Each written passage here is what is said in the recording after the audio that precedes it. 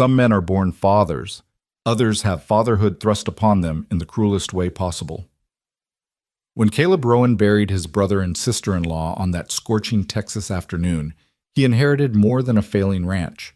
He inherited 3 orphaned children who looked at him like he held all the answers. But he had none. Just grief, debt, and hands that knew how to break horses, but not how to braid a little girl's hair.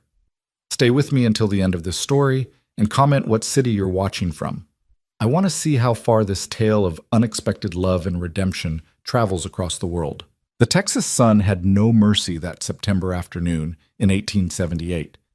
It beat down on the dry earth like a blacksmith's hammer on an anvil, relentless and unforgiving.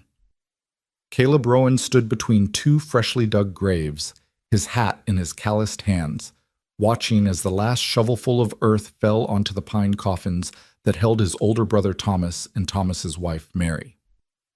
The preacher's words had long since faded into the wind. The handful of neighbors who'd come to pay respects had already departed, their sympathetic looks and empty promises of help disappearing like morning dew under that merciless sun. Now it was just Caleb and the 3 children, Annie, Sam, and little Rose, standing in the shadow of loss so profound it seemed to swallow the very air around them. Caleb was 32 years old. He'd spent the better part of his life breaking horses, mending fences, and drifting from ranch to ranch across Texas. He knew cattle, and he knew solitude. He knew how to survive on jerky and creek water for weeks at a time. He knew the language of the land, could read weather in the sky and water in the lay of the hills. But children? Children were a complete mystery. 7-year-old Annie stood ramrod straight in her faded black dress, one of her mother's old ones, hastily altered by a neighbor woman's rough stitching. Her auburn hair, so like Thomas's, was pulled back severely from a face that had aged years in the past week. She held 5-year-old Sam's hand with a grip so tight the boy's fingers had gone white. Sam's face was blank, shocked into a silence that worried Caleb more than tears would have. And little Rose, just 3 years old, sat in the dust at their feet, playing with a smooth pebble, too young to fully understand that Mama and Papa weren't coming back. "Uncle Caleb?" Annie's voice was small, almost swallowed by the wind that swept across the open prairie. "What happens now?" What happens now? The question felt like a physical weight settling onto Caleb's already burdened shoulders. He looked down at his brother's children, and the truth hit him with the force of a kicked mule. These 3 small souls were his responsibility now. Not temporarily, not until some distant relative could be found. His. Forever. "Now we go home," he said, his voice rougher than he intended. He cleared his throat, tried again. "We go back to the house and we figure things out. Together." The walk back to the farmhouse took 15 minutes, but it felt like hours. The Rowan Ranch, Thomas's ranch, though Caleb supposed it was his now, sat in a small valley 2 miles west of the town of Redemption, Texas. 60 acres of stubborn land, half of it decent grazing, the rest rocky soil that Thomas had tried and failed to coax into productivity. The house itself was a modest structure of weathered wood, 2 stories with a sagging porch and windows that hadn't been properly cleaned in months. Thomas and Mary had been sick for 3 weeks before they died. Some kind of fever that swept through the county that summer, taking the old and the unlucky in equal measure. The doctor from town had come once, left some powders that did nothing, and never returned. Caleb had arrived too late, summoned by a desperate letter from Mary that found him 200 miles away in San Antonio, where he'd been working a cattle drive. By the time he'd ridden those 200 miles, pushing his horse harder than he should have, Thomas was already gone. Mary had lasted another 2 days, holding on just long enough to grip Caleb's hand with surprising strength and whisper, promise me you'll take care of them." He'd promised. What else could he do? Now, standing in the kitchen of Thomas's house, his house, Caleb looked around with a kind of desperate bewilderment. Dishes were piled in the basin, unwashed for days. The floor needed sweeping. The air smelled stale and sick, like the lingering ghost of the fever that had taken his brother. Through the doorway to the main room, he could see furniture covered in a fine layer of dust, curtains that hung limply in windows that needed airing. The children stood in a tight cluster near the door, watching him, waiting. "Are you hungry?" Caleb asked, because it seemed like the kind of thing a responsible adult should ask. Annie nodded slowly. We haven't eaten since this morning. Mrs. Henderson brought some eggs before the funeral, but they're gone now. Eggs. Right. Caleb moved to the pantry, hoping to find something, anything that resembled a meal. The shelves were sparse, some flour, though he couldn't tell if it was still good, a few tins of beans, a sack of cornmeal, some dried meat that looked questionable. He stared at the meager supplies and felt panic rising in his chest. He could track a deer for 3 days and bring it down with a single shot. He could deliver a breech calf and save both mother and baby. He could shoe a horse, build a fence, and read the land like other men read books. But he had no earthly idea how to feed 3 children. Beans, he announced, reaching for one of the tins. We'll have beans. Mama used to make cornbread to go with the beans, Sam offered quietly. It was the first thing the boy had said all day. Cornbread. Caleb knew there was cornmeal and probably the other things that went into cornbread, but knowing the ingredients existed and knowing how to combine them into something edible were 2 entirely different things. Right, he said, trying to sound confident. Cornbread. I'll just make some cornbread. Annie moved closer, standing on her tiptoes to see what he was doing. Do you know how, Uncle Caleb? The honest answer was no. The answer he gave was, how hard can it be? Very hard, as it turned out. An hour later, the kitchen was a disaster zone of spilled cornmeal, broken eggs. There had been 3 left in the henhouse, and Caleb had broken 2 trying to crack them, and a pan of what could generously be called cornbread, but more accurately resembled a flat, burned disk of sadness. The beans, at least, were edible, though he'd forgotten about them while wrestling with the cornbread and they'd burned on the bottom. The children ate without complaint, scraping beans off the top of the pot and avoiding the burned parts at the bottom. Annie tried a bite of the cornbread, chewed bravely, and quietly set it aside. Rose fell asleep at the table, her face pressed against the worn wood, exhausted by grief and the day's events. After dinner, if you could call it that, Caleb carried Rose up to bed. The children's rooms were on the 2nd floor, 2 small bedrooms that smelled of dust and loss. Annie and Rose shared one room. Sam had the other. Caleb laid Rose down gently, covering her with a thin blanket. The little girl didn't stir. Uncle Caleb? Annie stood in the doorway, Sam behind her. Are you going to stay, or are you going to leave like before? The question cut deeper than Annie probably intended. Caleb had left home at 16, striking out on his own when the weight of his father's expectations became too much to bear. Thomas had stayed, the dutiful son, taking over the family's small ranch when their parents passed. Caleb had drifted, visiting rarely, always restless, always moving on to the next job, the next town, the next horizon. I'm staying, Caleb said, and felt the words settle around him like chains. Not uncomfortable chains exactly, but binding nonetheless. I promised your mama. I'm staying. Annie studied him for a long moment, her old soul eyes searching his face for lies. Whatever she saw there seemed to satisfy her, because she nodded once and turned to lead Sam to his room. Alone, Caleb descended the stairs and walked out onto the porch. The sun was setting, painting the sky in shades of orange and deep purple. From here, he could see the 2 graves on the hill, dark mounds against the fading light. His brother was up there, his sister-in-law. 2 people who'd built a life here, who'd brought 3 children into the world and loved them fiercely.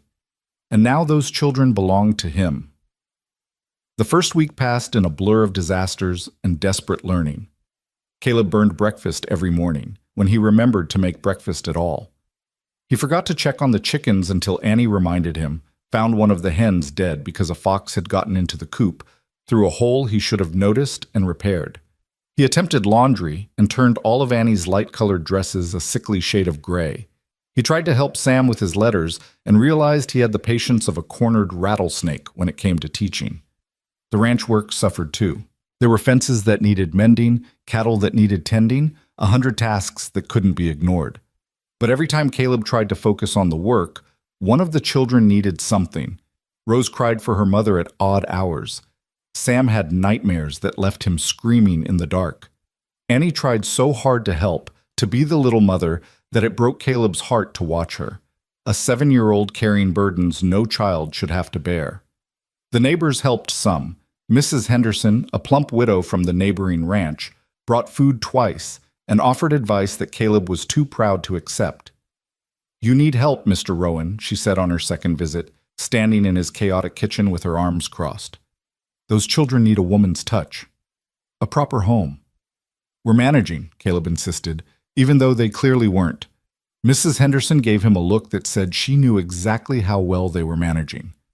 "Pride's a fine thing in moderation, Mr. Rowan, but it makes for a poor substitute for hot meals and clean clothes." After she left, Caleb stood in the middle of the kitchen where a pot had boiled over earlier, leaving a sticky mess on the stove that he hadn't cleaned up yet, and wondered if she was right. Maybe he should find someone to help. A housekeeper, perhaps. But that cost money, and money was something the Rowan Ranch had precious little of. He'd found Thomas's account books in the desk drawer. The numbers told a grim story. The ranch was operating at a loss, had been for over a year. Thomas had borrowed against the property to buy more cattle, betting on beef prices rising. They hadn't. Now there were debts to the bank and redemption, debts to the feed store, debts to the doctor who'd failed to save Thomas and Mary. Caleb had some money saved from his years of drifting, but not enough. Not nearly enough. On the 10th day after the funeral, Caleb woke to find Annie in the kitchen before dawn, trying to start the stove. She'd pulled a chair over to reach the high shelf where the matches were kept, and stood on tiptoe, stretching. "Annie, what are you doing?" The girl turned, startled, and nearly lost her balance.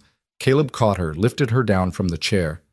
"I was going to make breakfast," Annie said, her voice defensive. "You were still sleeping, and Sam and Rose will be hungry when they wake up. And I thought—" "You thought you'd take care of it yourself," Caleb finished. He knelt down so they were eye to eye. "Annie, you're 7 years old. Making breakfast isn't your job." "Then whose job is it?" Annie's voice cracked, and suddenly tears were streaming down her face. "Mama's gone and Papa's gone, and you don't know how to do anything, and somebody has to take care of things." The words hit Caleb like physical blows. He pulled Annie into his arms, felt her small body shaking with sobs she'd probably been holding in for days. Over her head, he saw his reflection in the dark window, a rough, unshaven man who looked about as lost as he felt. "You're right," he said quietly. "I don't know what I'm doing, but I'm learning, Annie. I'm trying to learn. And you get to be a kid. You get to play and go to school and not worry about making breakfast or taking care of your brother and sister. That's my job now. I'm the grown-up here." "But what if you can't do it?" Annie whispered against his shoulder. "What if you leave?" "I won't leave," Caleb promised. "I'm not going anywhere. This is home now. You're home." Annie cried herself out while Caleb held her, and then she pulled back, wiping her eyes with the back of her hand. "I miss them so much." "I know, I miss them too. Do you think they can see us, Mama and Papa?" Caleb wasn't a particularly religious man, but looking at Annie's tear-stained face, he found himself hoping that wherever Thomas and Mary were, they could see their children, that they knew Caleb was trying his damnedest to do right by them. "Yeah," he said, "I think they can, and I think your mama is probably shaking her head at what I did to that cornbread last week." Annie laughed, a small, watery sound, but a laugh nonetheless. "It was pretty bad." "Worst cornbread in Texas," Caleb agreed. "Maybe all of America." They made breakfast together that morning. Well, Annie made breakfast while Caleb followed her instructions, measuring out flour and cracking eggs under her careful supervision. The biscuits they produced weren't perfect, but they were edible, and when Sam and Rose came downstairs, the kitchen smelled like food instead of smoke for the first time in over a week. Small victories. By the end of the second week, Caleb had developed a routine of sorts. Wake before dawn, get the stove going, attempt breakfast with Annie's help. Wake the younger children, make sure everyone was dressed. This was harder than it sounded, as Rose had strong opinions about which dress she wanted to wear, and Sam seemed to have forgotten the concept of clean clothes. Get them fed, get Sam and Annie ready for school. School. That was another thing Caleb had nearly forgotten about. There was a small schoolhouse in Redemption, one room where Miss Bennett, the new teacher, educated children ranging from 6 to 14. Annie had been attending before her parents fell ill. Sam was supposed to start this year. On Monday of the third week, Caleb hitched up the wagon and drove the children to town. It was the first time they'd left the ranch since the funeral. The 5-mile drive took them through open country, past other ranches and farms, across a shallow creek that was running low from the dry summer. Redemption, Texas, was not much to look at. A single main street lined with false-fronted buildings, a church at one end, a saloon at the other. There was a general store, a feed store, a bank, a blacksmith, a doctor's office, and a handful of houses. The schoolhouse sat on the edge of town, a white-painted building with a bell tower and a small yard where a few children were already playing. Caleb pulled the wagon to a stop outside the school. His hands, he realized, were sweating. This felt oddly momentous, this handing over of the children to someone else's care for the day. What if they got upset? What if Rose cried for him? What if, "Uncle Caleb, we're going to be late." Annie had already climbed down from the wagon, ever practical. She helped Rose down, then took the younger girl's hand. Sam jumped down on his own, looking nervous. "Right," Caleb cleared his throat. "So I'll pick you up this afternoon, when school lets out." "We can walk home," Annie said. "We used to walk with Mama sometimes. It's not far." "No." The word came out sharper than Caleb intended. "No, I'll come get you. 3 o'clock, right?" Annie nodded, gave him a look that was part reassurance, part concern, then led her siblings toward the schoolhouse door. Caleb watched them go, feeling like he was sending them off to war rather than to school. "Mr. Rowan?" He turned to find a woman approaching the wagon. She was perhaps 30, dressed simply in a dark blue dress with her brown hair pulled back in a neat bun. Her face was pleasant without being beautiful, with kind eyes behind wire-rimmed spectacles. "I'm Clara Bennett," she said, extending her hand. "The teacher. You must be Caleb Rowan. Annie and Sam's uncle?" Caleb climbed down from the wagon, shook her hand. Her grip was surprisingly firm. "Yes, ma'am. I'm looking after them now. Yes, I heard about Thomas and Mary. I'm so sorry for your loss." Clara Bennett's eyes were genuinely sympathetic. "Annie's a wonderful student. Very bright, very responsible. Sam will do well here too, I'm sure." That's good to hear."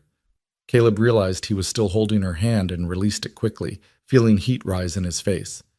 "They've been through a lot these past few weeks." "Of course, I'll keep an eye on them. Make sure they're adjusting." Clara glanced toward the schoolhouse where the children were filing inside. "Mr. Rowan, if you don't mind me saying, you look a bit overwhelmed." Overwhelmed, that was putting it mildly. "I'm managing," Caleb said, using his standard response. Clara studied him for a moment, her head tilted slightly. "Of course you are," she said, in a tone that suggested she didn't believe him for a second. "Well, if you ever need... that is, if there's anything I can do to help with the children's schooling, or anything else, please don't hesitate to ask." "Thank you, ma'am. I appreciate it." He climbed back into the wagon, tipped his hat to her and drove away, aware of her watching him go. Something about Clara Bennett unsettled him, though he couldn't quite put his finger on what. Maybe it was the way she'd looked at him, not with pity exactly, but with a kind of knowing understanding that made him feel transparent, like she could see right through his "I'm managing" to the chaos underneath. With the children in school, Caleb returned to the ranch and threw himself into work. There were fences down on the north pasture. Some of Thomas's cattle had wandered onto the neighboring property, and Caleb spent the morning rounding them up and repairing the fence line. It was hard, familiar work, and he was grateful for it. Out here, with just the cattle and the endless sky, things made sense in a way they didn't in the house. But 3 o'clock came too quickly. He barely had time to wash up before hitching the wagon again and heading back to town. He arrived to find children streaming out of the schoolhouse, their voices high and excited. Annie emerged with Rose's hand firmly in hers, Sam trailing behind. "How was school?" Caleb asked as they climbed into the wagon. "Fine," Annie said. "Good," Sam added. Rose said nothing, just climbed onto the seat beside Caleb and leaned against his leg, her small body warm and trusting. Something in Caleb's chest tightened. The drive home was quiet. By the time they reached the ranch, dark clouds were gathering on the western horizon. The air had that heavy, expectant quality that promised rain, something the parched land desperately needed. The storm hit after supper. Thunder rolled across the prairie like cannon fire, and lightning split the sky. Rain came down in sheets, drumming on the roof, pouring off the eaves. Caleb had just gotten the children settled when he heard it, a terrified scream from upstairs. He took the stairs 3 at a time, burst into the girls' room to find Rose sitting up in bed, crying hysterically. Annie was trying to comfort her, but the little girl was beyond consoling, screaming for her mama. "Hey, hey, it's all right." Caleb scooped Rose up, held her against his chest. She clung to him, her whole body shaking. "It's just thunder. It can't hurt you." "Want Mama," Rose sobbed. "Want Mama." What do you say to that? How do you explain to a 3-year-old that Mama isn't coming back, that no amount of crying will bring her back? Caleb looked helplessly at Annie, who looked just as lost as he felt. "Your Mama loved storms," Caleb found himself saying. He sat down on the edge of the bed, still holding Rose. "Did you know that? When she was younger, before she married your papa, she used to sit on her porch and watch the lightning. Said it made her feel small in a good way, like her problems didn't matter so much when she could see how big the world was." He didn't know if that was true. He barely remembered Mary from before she married Thomas, but it seemed like the kind of thing Mary would have done, and more importantly, it seemed to calm Rose. The little girl's sobs quieted to hiccups. "Really?" Annie asked. "Really," Caleb confirmed, committing fully to the lie. "So when you hear thunder, you can think of your mama watching the storm, appreciating how big and powerful the world is." Rose lifted her head from his shoulder, her face red and tear-stained. "Is Mama in the storm?" "No, honey, but maybe she can see it, where she is now." It was thin comfort, but it was all he had. Rose seemed to accept it, settling back against his chest with a shuddering sigh. Caleb sat there holding his brother's daughter, listening to rain hammer the roof, and wondered how many more times he would be faced with questions he had no answers for. The storm passed, leaving the air clean and cool. Caleb carried Rose back to her own bed, tucked her in, waited until her breathing evened out in sleep. Annie was already asleep in her own bed. Caleb stood in the doorway for a moment, watching them, feeling the weight of responsibility settle more firmly on his shoulders. Downstairs, he found Sam still awake, sitting at the kitchen table with a slate and chalk, working on his letters. "Shouldn't you be in bed?" Caleb asked. Sam looked up, his face serious. "Miss Bennett gave me homework, said I need to practice writing my name." Caleb pulled out a chair, sat down beside his nephew. "How's that going?" "Hard." Sam showed him the slate, which was covered in shaky, uneven letters. "I can't make the S right." Caleb took the chalk, wrote a careful S on the slate. "Like that. See how it curves?" Sam copied it, his tongue poking out in concentration. The result was slightly better than his previous attempts. They worked together for a while, Caleb guiding Sam's hand, helping him form the letters of his name. It was peaceful, this simple task, and Caleb found himself relaxing for the first time all day. Maybe he wasn't completely terrible at this guardian thing. Maybe... "Uncle Caleb?" Sam's voice was small. "Are you going to send us away?" The question came out of nowhere, hitting Caleb like a punch to the gut. "What? No, why would you think that?" Sam shrugged, not meeting his eyes. "Jimmy Henderson said you would. Said you were a drifter, and drifters don't keep kids. Said his ma said we'd probably end up in an orphanage." Caleb felt a surge of anger toward Mrs. Henderson and her gossiping mouth.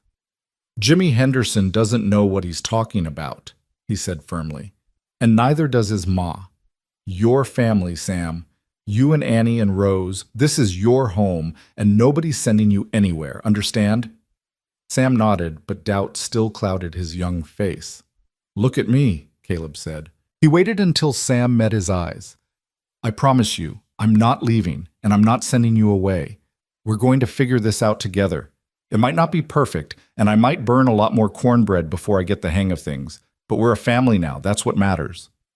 "You promise?" "I promise." Sam seemed satisfied with that.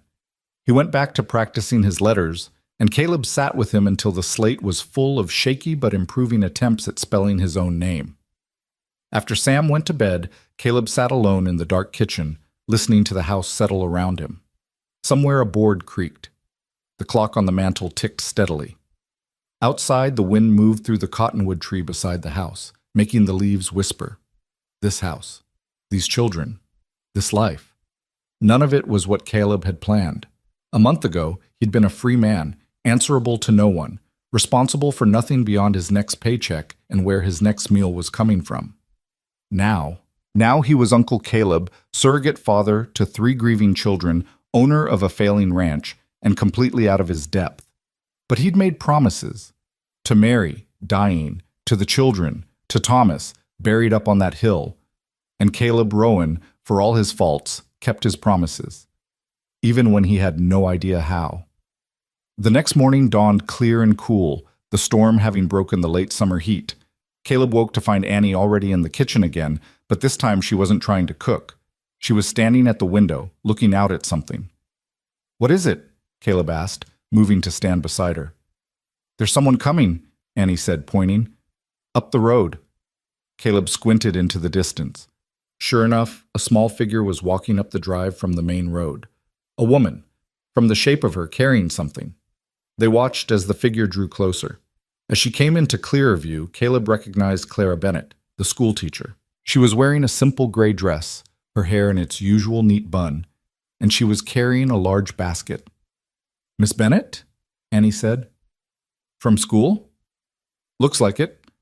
Caleb felt that same odd flutter of unease he'd experienced when meeting Clara before. He moved to the door, opened it as she approached the porch. Clara Bennett climbed the steps, slightly out of breath from the walk. Up close, Caleb could see a faint sheen of perspiration on her forehead, despite the cool morning. She'd walked 5 miles from town. "Why?" "Mr. Rowan," Clara said, offering a smile that was both warm and slightly hesitant. "I hope I'm not intruding." "No, ma'am," Caleb said automatically, even though he had no idea why she was there. "What can I do for you?" Clara lifted the basket she was carrying. I heard from some of the other children that things have been difficult here since the funeral, and I thought perhaps I could help. I brought some bread. I baked yesterday evening, and there's butter and some preserves, and—" She trailed off, seeming suddenly uncertain. In the morning light, Caleb could see that she was younger than he'd initially thought, maybe 28 or 29. There was something gentle about her face, something kind that put him in mind of his own mother. "That's very thoughtful, Miss Bennett, but please," Clara interrupted, I'm not trying to intrude or suggest that you can't manage. I know you must be doing your best. It's just—" She took a breath, met his eyes. "I remember when my father died. I was 12. My mother tried to hold everything together, but it was hard. So hard. And the neighbors who helped, who brought food, or just sat with us for a while, they made all the difference. I just thought, perhaps I could do the same for you and the children." There was something in her voice, a thread of understanding that cut through Caleb's reflexive pride. This wasn't pity. This was genuine compassion from someone who understood loss. "We'd be glad to accept," he heard himself say. "Thank you." Clara's smile broadened. She stepped into the house, set the basket on the kitchen table, and lifted the cloth covering it. The smell that wafted out was incredible. Fresh bread, still slightly warm, golden brown, and perfect. There were 2 loaves, along with a crock of butter and several jars of preserves. Annie had crept closer, drawn by the smell. "Did you really make this, Miss Bennett?" "I did. I like baking. It's peaceful." Clara looked around the kitchen, and Caleb could see her taking in the details. The unwashed dishes from last night's supper, the flour spilled on the counter, the general air of chaos that seemed to follow him everywhere. "Mr. Rowan, would you mind if That is, I have some time before I need to head back to town. Perhaps I could help tidy up a bit." Pride warred with desperation, pride lost. I'd appreciate that. And so Clara Bennett, the schoolteacher who had walked 5 miles carrying fresh bread, rolled up her sleeves and set to work on Caleb's disaster of a kitchen. She moved with efficient purpose, heating water for washing dishes, clearing the counter, organizing things that Caleb hadn't even realized were disorganized. Annie helped, eager to do something useful, and even Sam, emerging sleepy-eyed from upstairs, was drafted into service to sweep the floor. Caleb stood awkwardly for a moment, unsure what to do, until Clara looked up from the basin where she was washing dishes.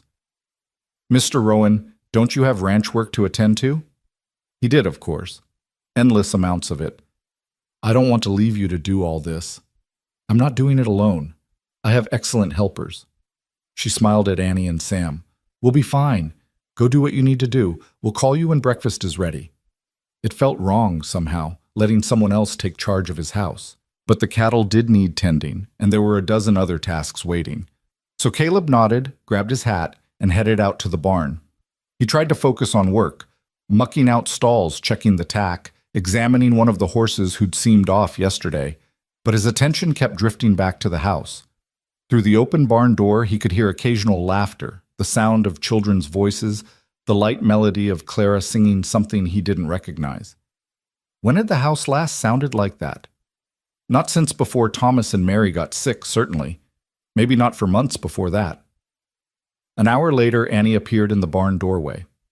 Uncle Caleb, Miss Bennet says breakfast is ready. The kitchen had been transformed. The dishes were washed and put away, the counter clean, the floor swept. The table was set with plates and cups, and in the center sat sliced bread, butter, preserves, and what appeared to be scrambled eggs. Where did the eggs come from? Caleb asked. The hen house, Clara said, as if it were obvious. You had 6 eggs. I used 4 for this and saved 2. Caleb had completely forgotten to check the hen house this morning. Hell, he'd forgotten to check it the last 2 days. The chickens were probably wondering if they'd been abandoned. They sat down to breakfast, him, Clara, and the 3 children. Rose, who had been shy when Clara first arrived, had warmed to the teacher and now sat next to her, chattering about something that had happened in her dream. Sam was attacking his eggs with single-minded determination.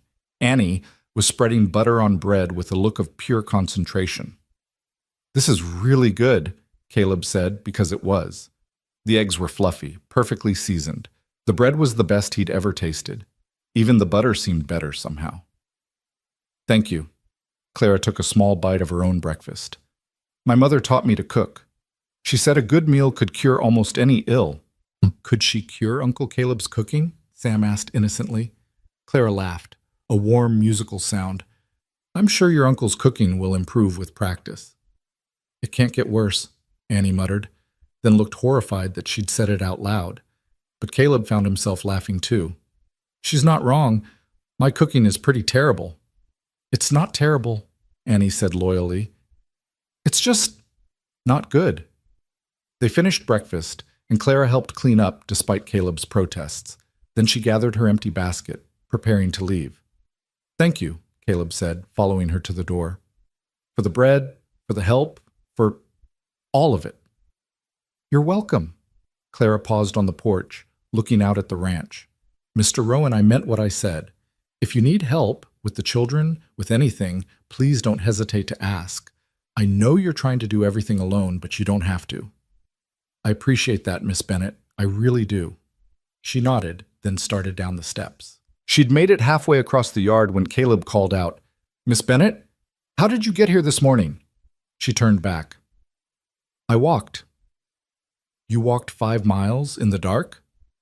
I left before dawn. It wasn't dark by the time I arrived. Still, Caleb shook his head. At least let me drive you back to town. It's the least I can do. Clara looked like she might argue, then smiled. That would be kind, thank you.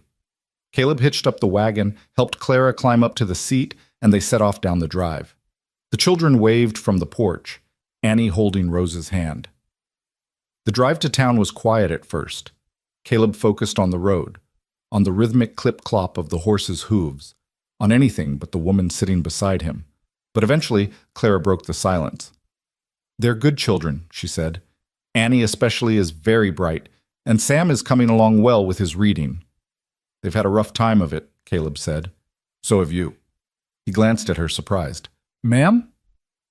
You've had a rough time too, Clara clarified. Losing your brother, suddenly becoming responsible for 3 children, trying to keep a ranch running, that can't be easy. I'm managing, Caleb said, his standard response. Clara was quiet for a moment.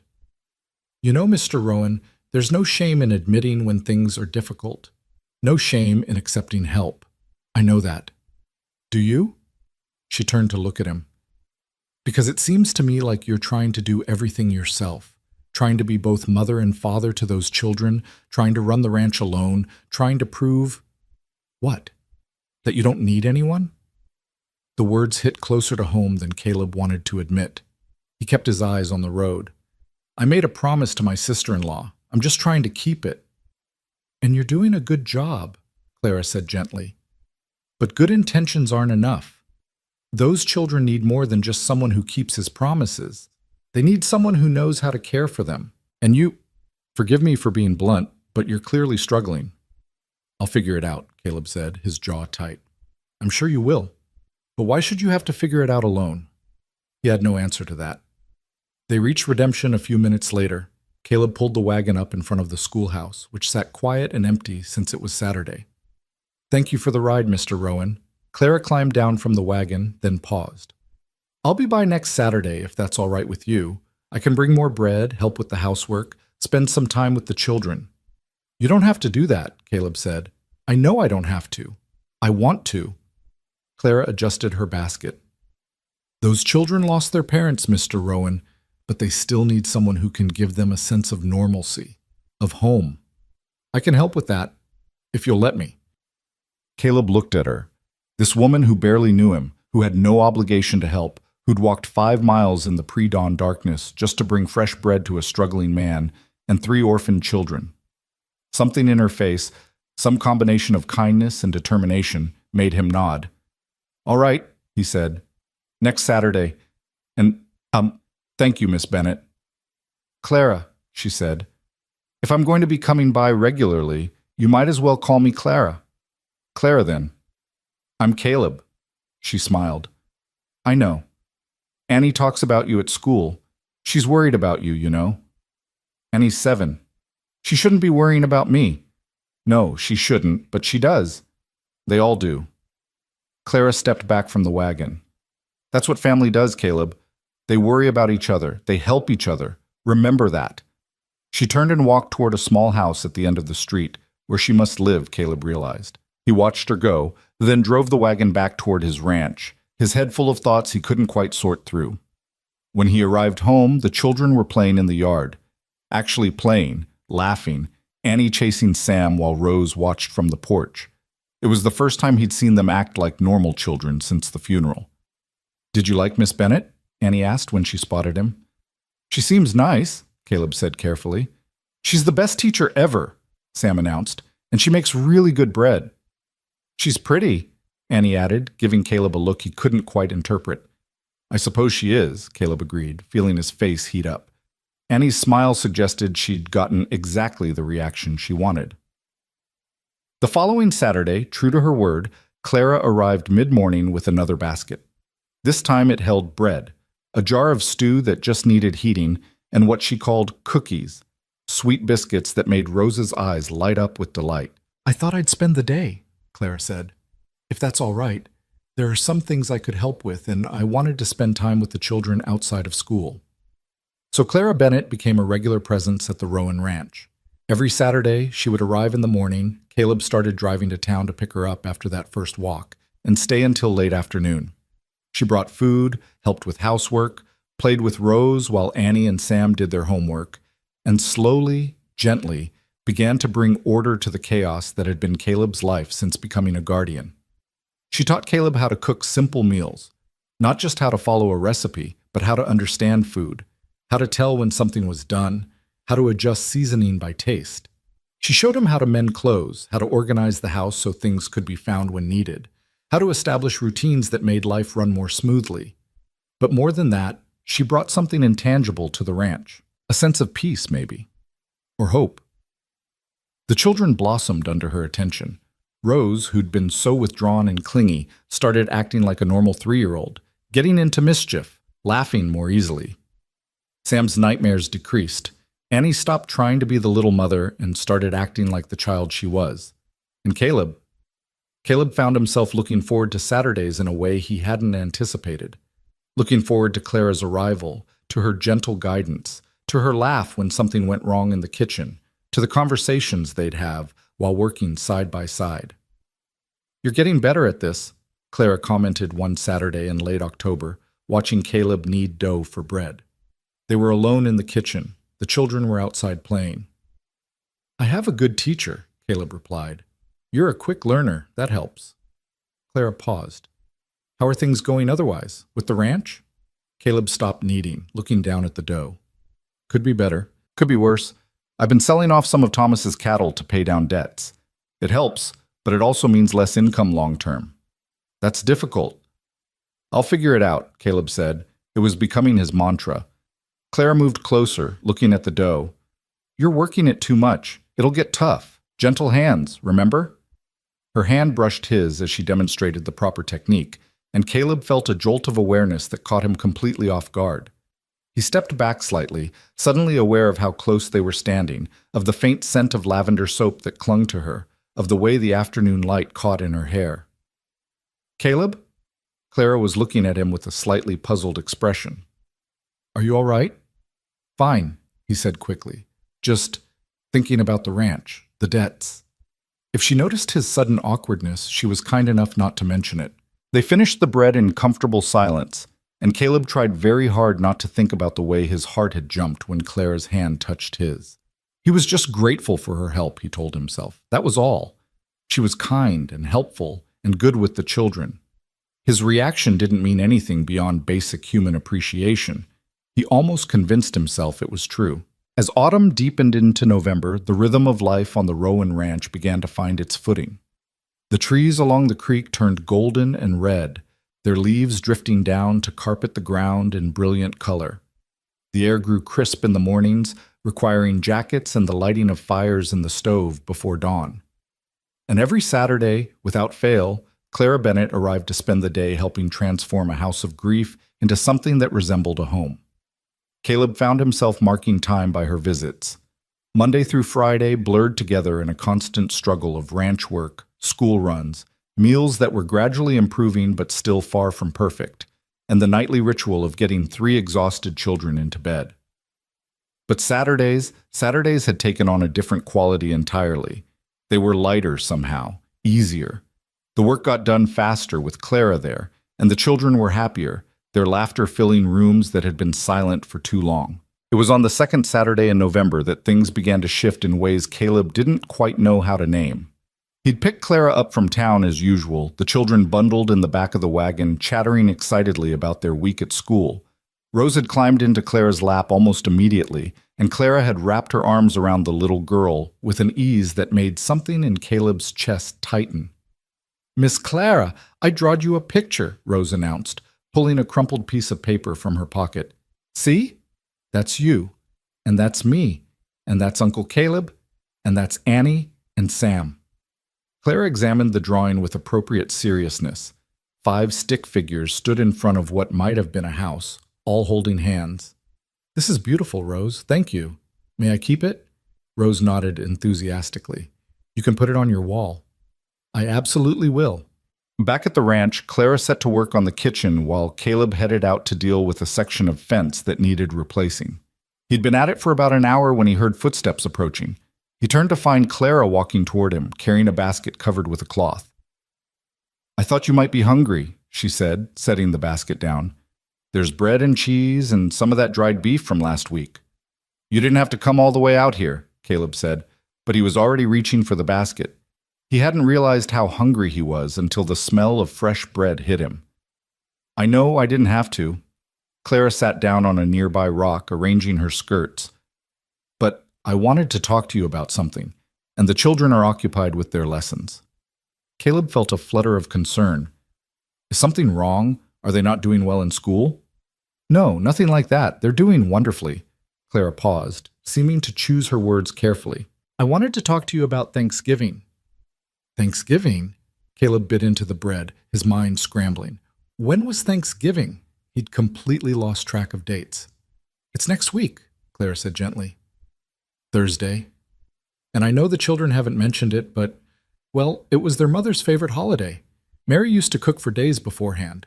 The whole town knew about her Thanksgiving dinners. Caleb set down the bread, his appetite suddenly gone. I didn't know that. I thought you might not. I heard about it from some of the other women in town. Clara leaned forward slightly. Caleb, I don't want to overstep, but I think it would be good for the children to mark the day somehow. to acknowledge it. Otherwise, it becomes this hole in the calendar, this reminder of what they've lost. He could see the wisdom in that, even as the thought of trying to create some kind of Thanksgiving celebration made him want to climb on his horse and ride for the next county. I don't know the first thing about cooking a Thanksgiving dinner. I know. That's why I'm offering to help. Clara met his eyes. If you'll allow it, I'd like to spend Thanksgiving with you and the children. I can help prepare the meal, make sure it's special for them. Make sure they have good memories instead of just sad ones. Caleb studied her face, trying to understand what was really being offered here. You don't have family to spend Thanksgiving with? Friends? Something flickered across Clara's face, a shadow of old pain, there and gone in an instant. My mother passed 5 years ago. I have an aunt in St. Louis, but we're not close. Usually I spend the day quietly at home. She smiled, but it didn't quite reach her eyes. I'd much rather spend it with people who appreciate my cooking. The children would love that, Caleb said, and I'd appreciate it too, more than I can say. Then it's settled. Clara stood, brushing off her skirts. I'll come Wednesday afternoon to help prepare, and I'll stay over if that's all right. We'll need to get an early start Thursday morning if we're going to have everything ready. Stay over. That meant she'd sleep in the house, in the small spare room off the kitchen that had been used for storage since Caleb arrived. The thought should have made him uncomfortable. There would be talk in town, he was sure of it, but all he felt was relief. Relief that he wouldn't have to face this particular challenge alone. I'll have the spare room ready for you, he said. Thank you, Caleb. Clara started back toward the house, then turned. And Caleb? You're doing better than you think. The children are thriving. Thomas and Mary would be proud of you. She walked away before he could respond, leaving him alone with a half-eaten piece of bread and a throat that had gone suddenly tight. The next few days passed in a blur of preparation. Caleb cleaned out the spare room, airing it thoroughly and making sure it was suitable for a guest. Annie helped him put fresh sheets on the narrow bed, her eyes bright with excitement. Is Miss Clara really going to stay here? She asked for the third time. Just for one night, Caleb confirmed, so she can help with Thanksgiving dinner. Mama used to make the best Thanksgiving dinner, Annie said softly. Everyone said so. I know, honey. That's why Miss Clara is helping. We want to make it special, the way your mama would have wanted. Annie was quiet for a moment, smoothing out a wrinkle in the bedsheet. Uncle Caleb? Do you think Mama would be mad that Miss Clara is cooking instead of her? The question caught Caleb off guard. He knelt down so he was eye level with his niece. No, sweetheart. I think your mama would be grateful that someone kind is making sure you have a good Thanksgiving. Your mama wanted you to be happy. That's all she ever wanted. Annie nodded, seeming satisfied with that answer. I like Miss Clara. I know you do. Do you like her, Uncle Caleb? There was something in Annie's voice, a note of careful interest that made Caleb suspicious. Of course I like her. She's been very helpful. That's not what I mean, Annie said, with the exasperated tone of a child dealing with a particularly slow adult. I mean, do you like her the way Papa liked Mama? Caleb felt heat creep up his neck. Annie, that's not... We're not... Miss Clara is just being neighborly, that's all. Annie gave him a look that clearly said she didn't believe him, but mercifully, she didn't push the subject. Wednesday afternoon arrived with a cold wind that promised winter. Caleb drove to town to pick up Clara, finding her waiting with not one but 3 large baskets. What's all this? He asked, loading them into the wagon. Supplies, Clara said cheerfully. I've been preparing. We're going to have a proper Thanksgiving dinner, which means we need proper ingredients. The drive back to the ranch was comfortable, filled with Clara's chatter about her plans for the meal. Caleb found himself relaxing, drawn in by her enthusiasm. By the time they arrived home, he was actually looking forward to the next 2 days. The children greeted Clara like she was bringing Christmas itself. Rose latched onto her leg immediately. Sam peppered her with questions about what they'd be eating, and Annie hovered nearby with barely contained excitement. All right, everyone, Clara announced, setting down her baskets. We have a lot of work to do if we're going to be ready for tomorrow. Annie, I'll need your help in the kitchen. Sam, you're in charge of gathering kindling for the stove. We'll need extra. Rose, you can help me set the table later. And Caleb... She turned to him with a smile that made his heart do something complicated in his chest. Caleb, We're going to need a turkey. Please tell me you know how to get a turkey." "I can get a turkey," Caleb confirmed. In fact, there were several wild turkeys that roosted in the cottonwoods down by the creek. He'd seen them often enough. Shooting one would be easy. "Good. We'll need it plucked and dressed by tonight so I can start the preparations first thing in the morning." Caleb nodded and headed out, rifle in hand. It felt good to have a clear task, something he knew how to do. The turkeys were where he expected them to be, and within 30 minutes he'd brought down a good-sized tom. He carried it back to the barn where he set about the unpleasant business of preparing it. He was halfway through plucking when Clara appeared in the barn doorway. "How's it going?" "Fine, should be done soon." Caleb looked up, feathers clinging to his hands and shirt. "How are things in the house?" "Organized chaos. Annie's helping me make pies. Rose is being 3 and getting into everything. Sam's done an excellent job with the kindling." Clara moved closer, watching him work. "You're good at that. I've dressed plenty of game. Turkey's not so different." "Caleb, can I ask you something?" There was something in her tone that made him pause, setting down the half-plucked bird. "Sure. Why did you leave? Years ago, I mean. Why did you leave your brother and your family's ranch?" It was a fair question, one he'd been half expecting since the day he arrived back in Texas to find his brother dying. "My father and I didn't see eye to eye on things. He had expectations about who I should be, what I should do. Thomas fit those expectations perfectly. I didn't." Caleb picked up the turkey again, resumed plucking. "So I left. Figured I'd make my own way, be my own man." "Do you regret it?" Caleb thought about that.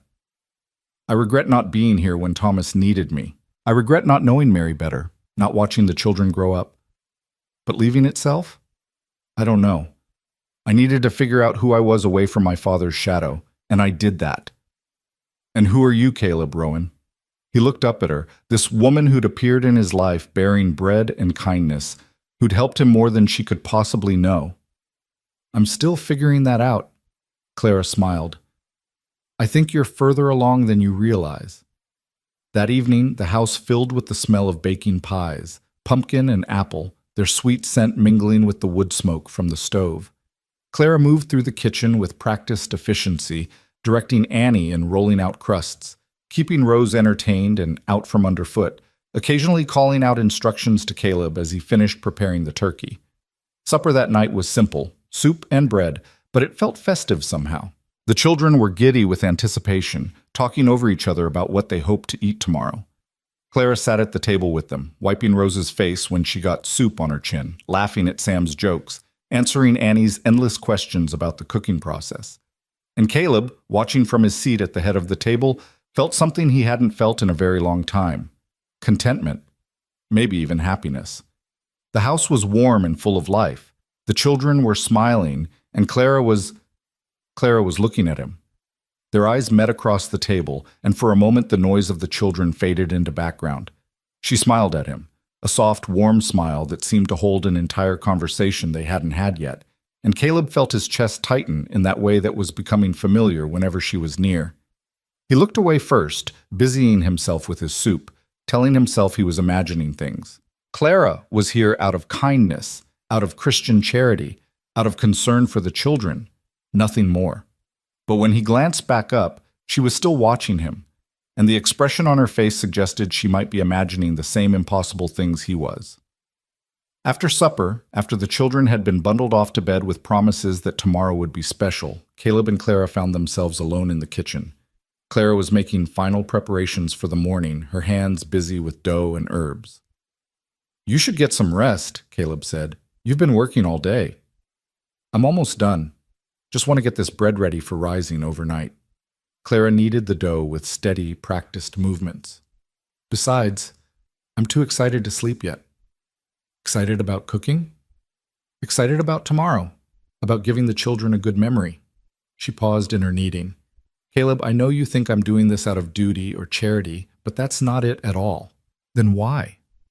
Clara was quiet for a long moment, her hands still in the dough. "Because I've been lonely. Because teaching is fulfilling, but it's not the same as having a family.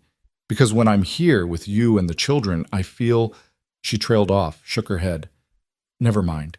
I'm being foolish. Caleb moved closer, drawn by something he couldn't name. What do you feel, Clara? She looked up at him, and in the lamplight her eyes were soft and vulnerable. I feel like I belong somewhere, like I'm part of something that matters. They stood there in the quiet kitchen, the only sound the ticking of the clock and the settling of the house around them.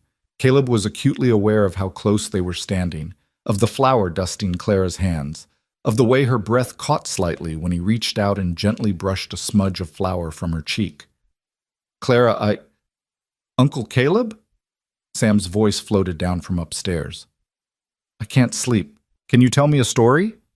The moment broke. Clara stepped back, returning to her bread dough. Caleb cleared his throat, tried to remember how to form words. Sam needs... Go, Clara said softly. I'll finish up here.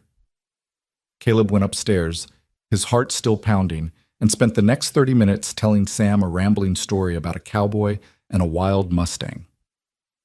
By the time he came back downstairs, Clara had retired to the spare room, her door closed, a line of light showing beneath it. Caleb lay awake long into the night, staring at the ceiling of his bedroom, trying to make sense of the feelings churning through him. He'd known Clara for less than 2 months. She was the children's teacher. She was helping him out of kindness. Anything else was just his imagination running wild because he was grateful, and she was the first woman to show him any real attention in years. Except it didn't feel like imagination. It felt real and terrifying and wonderful all at once. Thanksgiving morning dawned cold and clear. Caleb woke before sunrise to find Clara already in the kitchen, the stove blazing, the turkey already in the oven. She looked up when he entered, her face flushed from the heat. Good morning, she said. I hope I didn't wake you. You didn't. Ranchers get up early.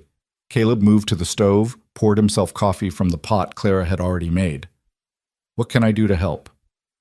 Keep the children occupied while I cook. That's the biggest help you can give me. That turned out to be easier said than done. The children were excited, running through the house with an energy that had been absent for months. Caleb did his best, taking them outside to do chores, letting them help feed the horses and chickens, playing a game of tag in the yard that left everyone breathless and laughing. Around noon, Clara called them in. The table had been transformed, covered with a cloth Caleb didn't recognize, and set with dishes that must have been Mary's good china, brought down from storage. And the food was magnificent. The turkey sat golden and perfect in the center, surrounded by dishes of stuffing and potatoes and vegetables and fresh bread. The pies waited on the counter, their crusts perfectly browned. It's beautiful, Annie breathed. It's what your mama would have wanted, Clara said gently. She looked at Caleb. Would you like to say grace? Caleb wasn't much for praying, but he bowed his head, trying to find words adequate to the moment. Lord, we're grateful for this food, for this day, for Clara's help and kindness. We're grateful for family, both the ones we've lost and the ones who remain. Watch over Thomas and Mary. Let them know their children are loved and cared for. Amen. Amen, the children chorused. They ate until they couldn't eat anymore, the children exclaiming over every dish, Clara blushing at their compliments. For a while, the sadness that had hung over the house seemed to lift entirely, replaced by warmth and laughter and the simple joy of being together. After dinner, while the children played with toys Clara had quietly brought, new things they hadn't seen before, Caleb helped with the dishes. You didn't have to bring them presents, he said quietly. I wanted to. It's Thanksgiving. Children should have something to be excited about. Clara handed him a wet plate to dry. Besides, I can afford it. Teachers don't make much, but I live simply. You've done so much already. Caleb, when are you going to stop acting like my help is some kind of burden? I want to be here. I want to help. She paused, her hand still in the dishwater. I care about you. About all of you. This family. There it was again, that current of something more running beneath her words. Caleb set down the plate he was drying, turned to face her. Clara, I need to ask you something, and I need you to be honest with me. She turned off the water, dried her hands on her apron, waiting. Why do you really come here every Saturday? And don't say it's just to help or because you care about the children's education. There's something else. I can feel it. Clara's face flushed, but she didn't look away. You want honesty? All right. I come here because being with you and the children makes me happy in a way nothing else does. I come here because I'm 30 years old and I'd resigned myself to being alone forever. And then you appeared with 3 children who needed someone, and I thought maybe, just maybe I could be that someone. I come here because, she took a breath, because I've fallen in love with this family, with the children, with you. The kitchen went very quiet. From the other room came the sound of the children's laughter, but it seemed distant, muffled. Clara, Caleb started, but he didn't know how to finish. I know it's inappropriate, Clara said quickly. I know I shouldn't have said anything. You're grieving your brother. You're trying to build a life for his children. The last thing you need is some spinster teacher making declarations. Caleb stepped forward, closing the distance between them. You're not a spinster. You're kind and capable and beautiful, and the children adore you. And He stopped, swallowed hard. I think I've been falling in love with you too. I just didn't want to admit it because it felt too soon, too fast, too much given everything that's happened. Clara's eyes filled with tears. Really? Really? Caleb reached out, took her hand. Her fingers were still damp from the dishwater, her palm warm against his. I don't know what to do about it. I don't know if it's right, or if we should wait, or what Thomas would think, or Thomas would want you to be happy, Clara interrupted. He'd want his children to be happy. And Caleb, we are happy. All of us. Can't you feel it? He could. That was the thing. He absolutely could. Despite the grief and the struggle and the uncertainty, there was happiness here. In this house, with these children, with this woman who'd walked into his life carrying bread and a smile. What do we do now? Caleb asked. Clara squeezed his hand. We take it slowly. We see where this goes. We put the children first always. And she smiled through her tears. We stop pretending that we're just friends when we're clearly something more. From the other room, Annie's voice called out, Uncle Caleb, Miss Clara, can we have pie now?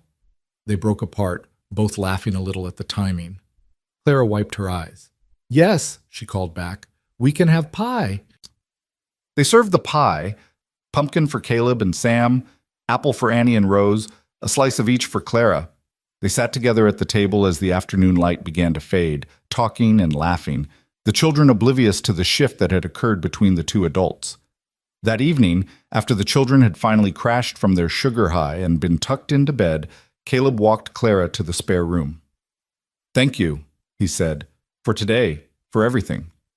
Thank you for letting me be part of it. Clara paused at her door. Caleb, I meant what I said, about taking things slowly. I don't want to rush this or confuse the children or... He kissed her. It was gentle and brief, barely more than a brush of lips, but it felt like a promise. When he pulled back, Clara's eyes were wide. Sorry, Caleb said. I wanted to do that. Just once. So you'd know I meant what I said too. Clara touched her fingers to her lips, a smile spreading across her face. Good night, Caleb. Good night, Clara. He went to his own room, lay in bed with his heart pounding and his mind racing. He'd kissed Clara Bennett. He'd told her he was falling in love with her. She'd said the same to him. It was terrifying and exhilarating, and it felt like standing at the edge of a cliff, about to jump. But for the first time since Thomas died, Caleb felt like maybe, just maybe, he was building something that could last. Something good. The next morning, Friday, Caleb drove Clara back to town. The children were subdued, sad to see her go, but content in the way children are when they've had a truly good day. When will you come back? Rose asked, clinging to Clara's skirts. Tomorrow, sweetheart, just like always. Clara knelt down, hugged the little girl. I'll bring more bread. And cookies? Rose asked hopefully. And cookies. The drive to town was quiet, but it was a comfortable silence. Caleb's hand rested on the wagon seat between them, and halfway there, Clara reached over and took it. They drove like that the rest of the way, hands clasped, saying nothing because nothing needed to be said. When they reached Clara's house, Caleb helped her down from the wagon. She stood on her tiptoes and kissed his cheek. See you tomorrow. Tomorrow, Caleb confirmed. He watched her go inside, then then drove back to the ranch with a lightness in his chest that had nothing to do with Thanksgiving dinner and everything to do with possibility. The following weeks settled into a new rhythm. Clara still came every Saturday, but now there was an added dimension to her visits. She and Caleb would find moments alone. In the kitchen while the children played, in the barn when she brought him lunch, in the quiet after everyone else had gone to bed, and in those moments they would talk, really talk, about their pasts and their hopes and their fears. They would hold hands. Sometimes Caleb would steal a kiss when no one was looking.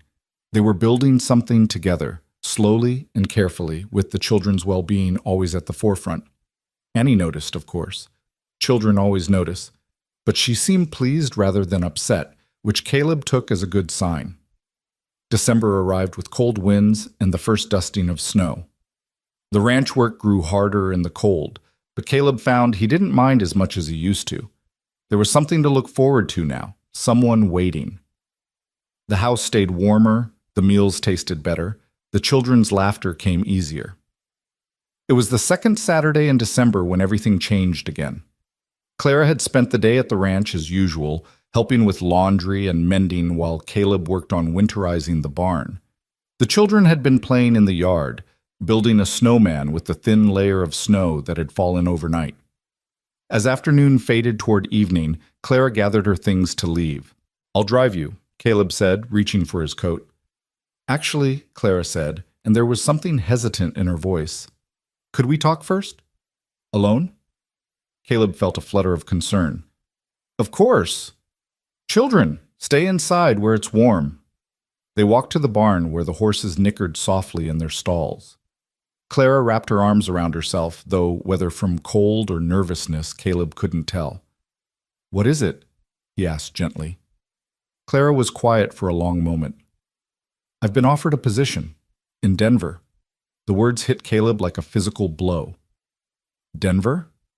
"It's a good position. Head teacher at a larger school, more money, more opportunities."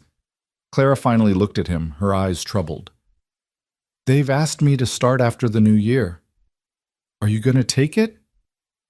"I don't know." Clara's voice was barely above a whisper. "A month ago, I would have said yes without hesitation. It's everything I've worked toward, but now I have reasons to stay." She moved closer to him. "Caleb, I need to know, is this real? What we have? Because if I turn down Denver, if I stay here, I need to know it's for something that has a future." Caleb understood what she was asking. She was asking for a commitment, for some assurance that she wasn't throwing away her career for something that might not last. And the terrifying thing was, he wanted to give her that assurance. Despite knowing her for only a few months, despite the complications, despite everything, he wanted her to stay. "I can't ask you to give up an opportunity like that," Caleb said carefully. "That wouldn't be fair to you." "I'm not asking you to ask me. I'm asking you to tell me the truth.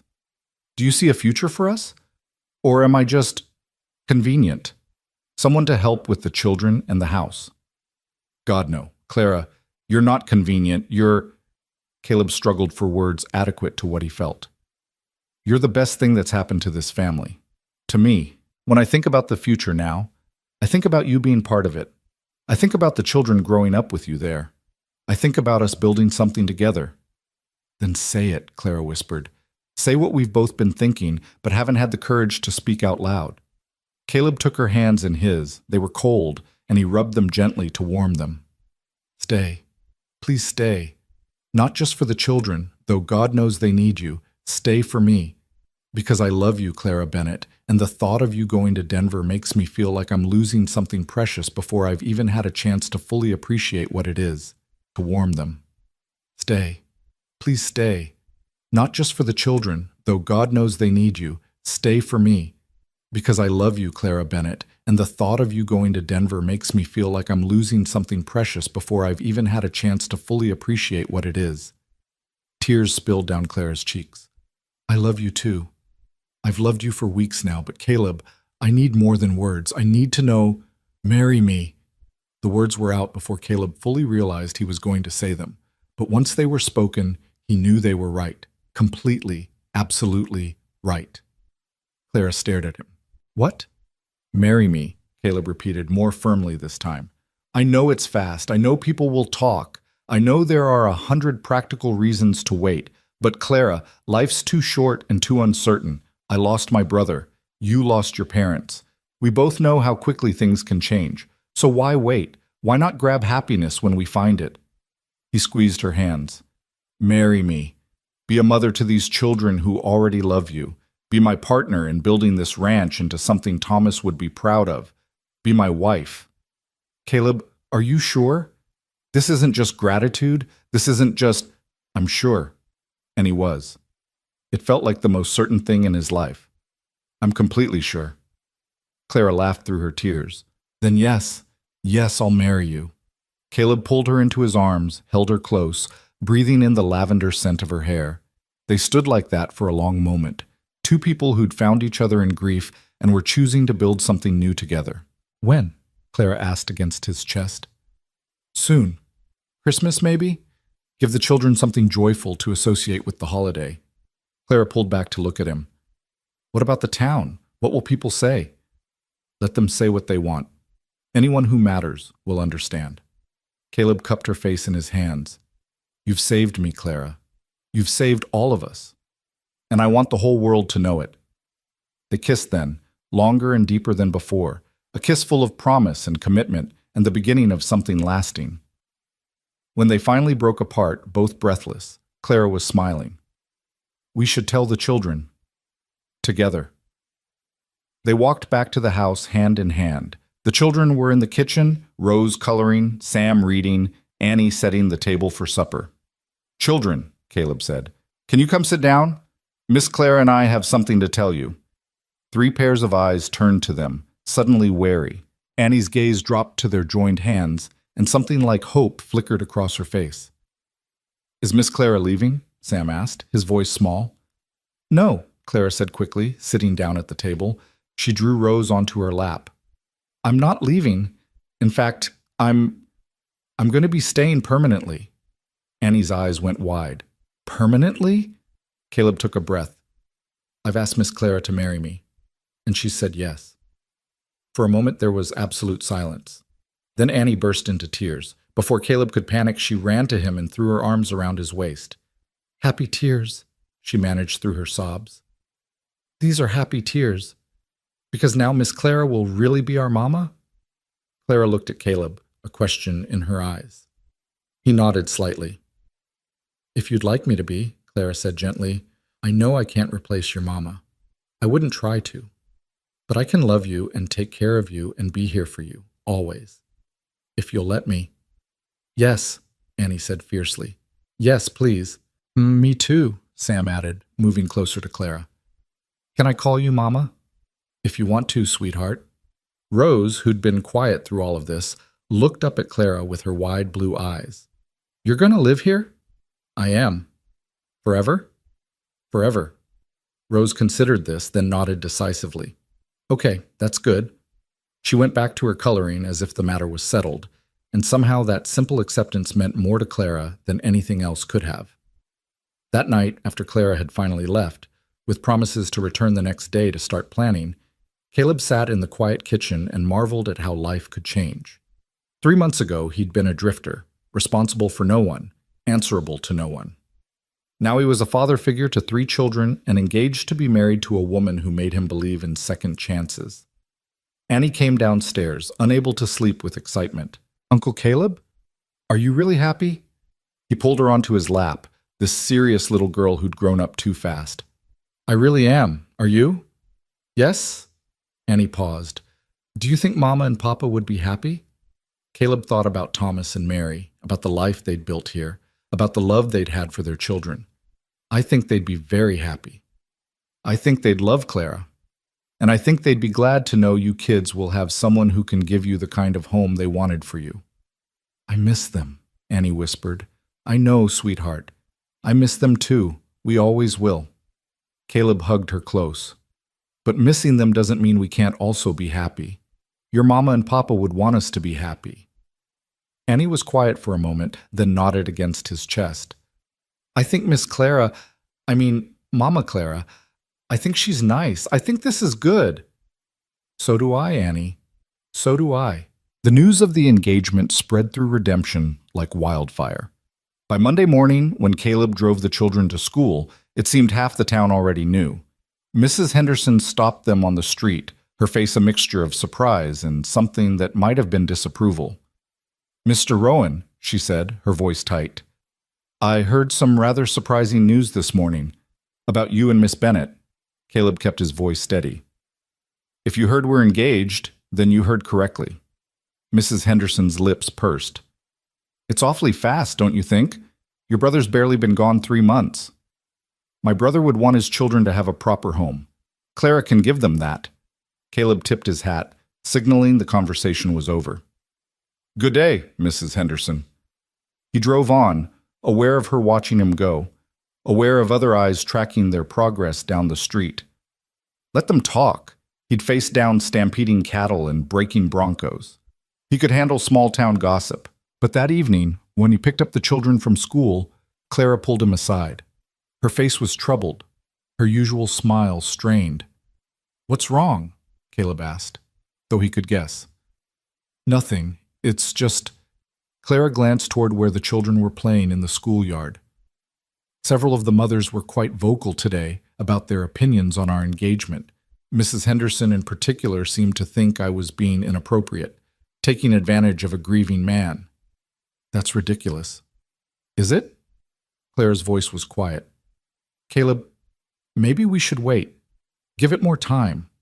Let people adjust to the idea.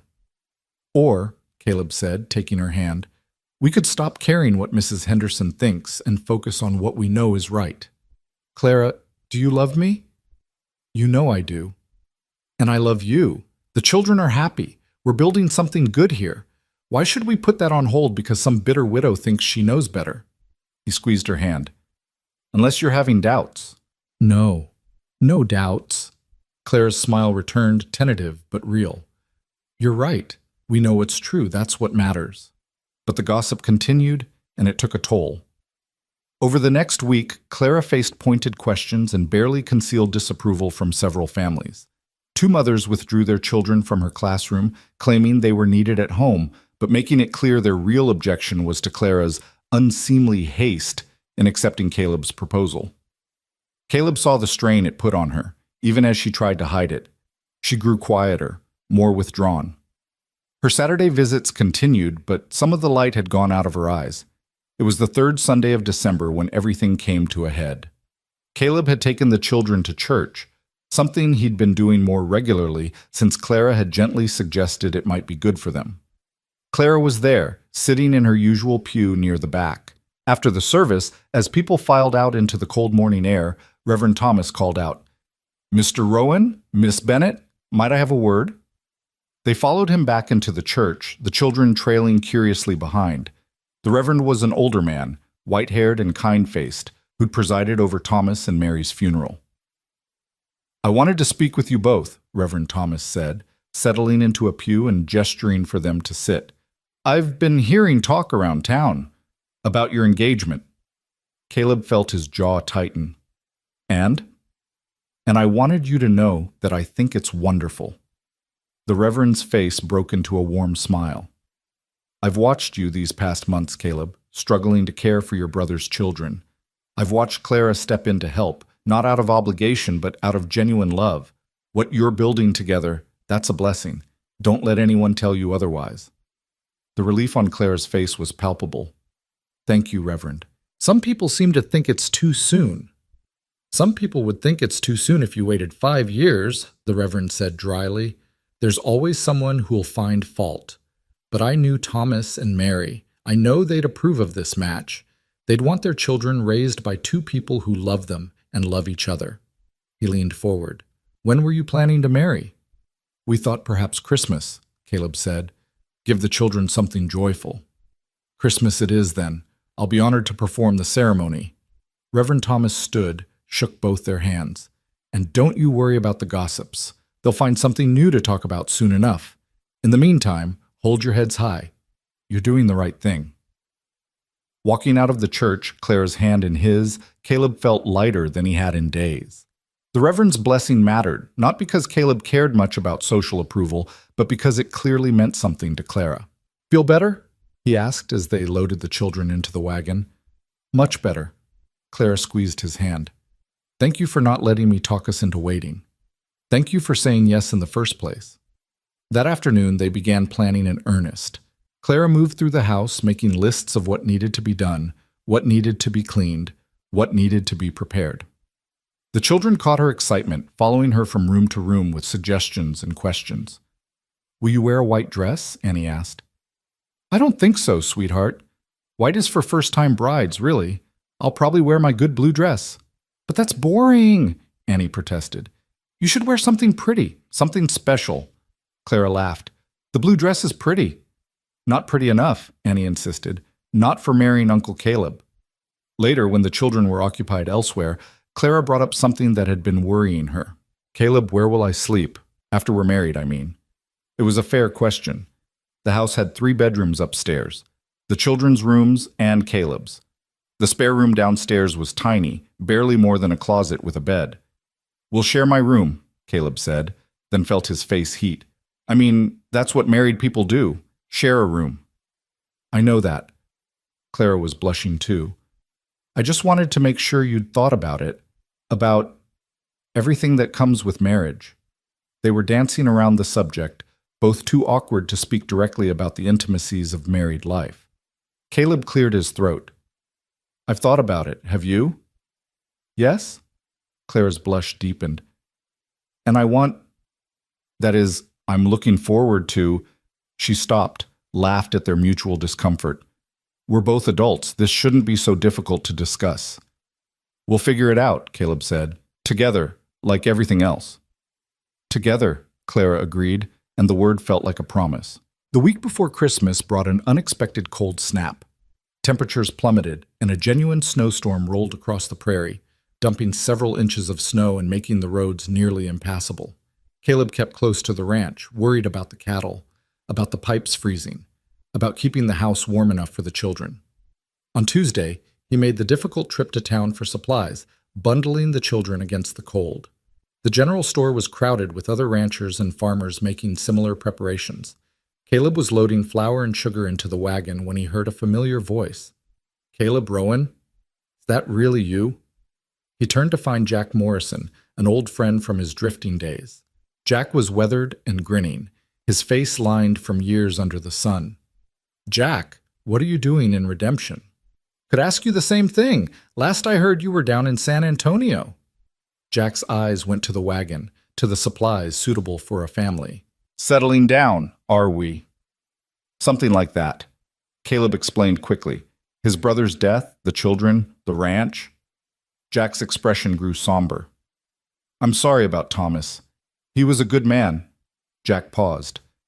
But you, taking care of kids, running a ranch? Never thought I'd see the day Caleb Rowan put down roots. Neither did I, Caleb admitted. But here we are. Here you are indeed, Jack studied him. You look good, though, tired, but good. Happy, maybe? Maybe I am. Well, I'll be damned. Jack clapped him on the shoulder. Good for you, Caleb. Good for you. They talked for a few more minutes, catching up on mutual acquaintances and old times. When Jack finally moved on, Caleb felt an odd sense of closure. That life, the drifting, the constant movement, the freedom that had once seemed so important, felt like it belonged to someone else now. He finished loading the wagon and collected the children from the schoolhouse, where Clara had kept them warm while he shopped. The drive home was slow, the wagon wheels cutting through fresh snow, but Caleb didn't mind. Rose sat pressed against his side, chattering about the snowman they'd build when they got home. Sam and Annie were in the back, throwing snowballs at each other and laughing. Clara sat on his other side, her shoulder touching his, radiating warmth. This was his life now. This was what mattered. That evening, after supper, while Clara helped Rose with her bedtime routine upstairs, Annie approached Caleb with a serious expression. Uncle Caleb, can I ask you something? Of course. Annie twisted her hands together, nervous. When you marry Miss Clara, will you forget about Mama and Papa? The question caught Caleb off guard. He set down the book he'd been reading, gave Annie his full attention. No, sweetheart, never. Your Mama and Papa will always be part of this family. We'll always remember them, always honor their memory. But won't it be different with Miss Clara here? It'll be different, yes. But different doesn't mean forgetting. Caleb pulled Annie onto his lap. Your mama and papa loved you so much. They wanted you to be happy and safe and cared for. Clara does that. She makes this house feel like a home again. I think your parents would be grateful to her for that. Do you think they can see us? From heaven? I hope so. And if they can, I think they're smiling right now. Because you and Sam and Rose are going to be okay. More than okay. Annie was quiet for a moment, processing. Then she asked, Do you love Miss Clara the way Papa loved Mama? It was a child's question, direct and uncomplicated. Caleb considered his answer carefully. I think I love her differently. What your Papa and Mama had, they grew up together, built a life from scratch.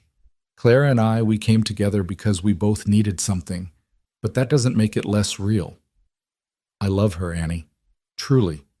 Good, Annie said decisively, because she loves you too. I can tell. How can you tell? The way she looks at you when you're not watching, the way she smiles when you walk into a room, the way she… Annie stopped, suddenly shy. I just know. The way I knew Mama and Papa loved each other. Caleb hugged his niece close, overwhelmed by her perception and her acceptance. You're a smart girl, Annie. Your mama would be proud of how brave you've been. I'm not brave. I'm scared sometimes. Being brave doesn't mean not being scared. It means being scared and doing the hard thing anyway. You've had to be brave every day since your mama and papa died. That takes real courage. Annie snuggled against him. Will you still be my uncle after you marry Miss Clara? Or will you be my papa? The question made Caleb's throat tight. I'll be whatever you need me to be. If you want to keep calling me Uncle Caleb, that's fine. If someday you want to call me Papa, that's fine too. There's no rush, no pressure, whatever feels right to you. I think Uncle Caleb is good for now, Annie said after a moment's thought. But maybe someday. Maybe Papa, if that's okay. That would be more than okay, Caleb managed. That would be an honor. They sat together in comfortable silence until Clara came downstairs, having successfully gotten Rose to sleep. She took in the scene, Caleb holding Annie, both of them peaceful, and smiled.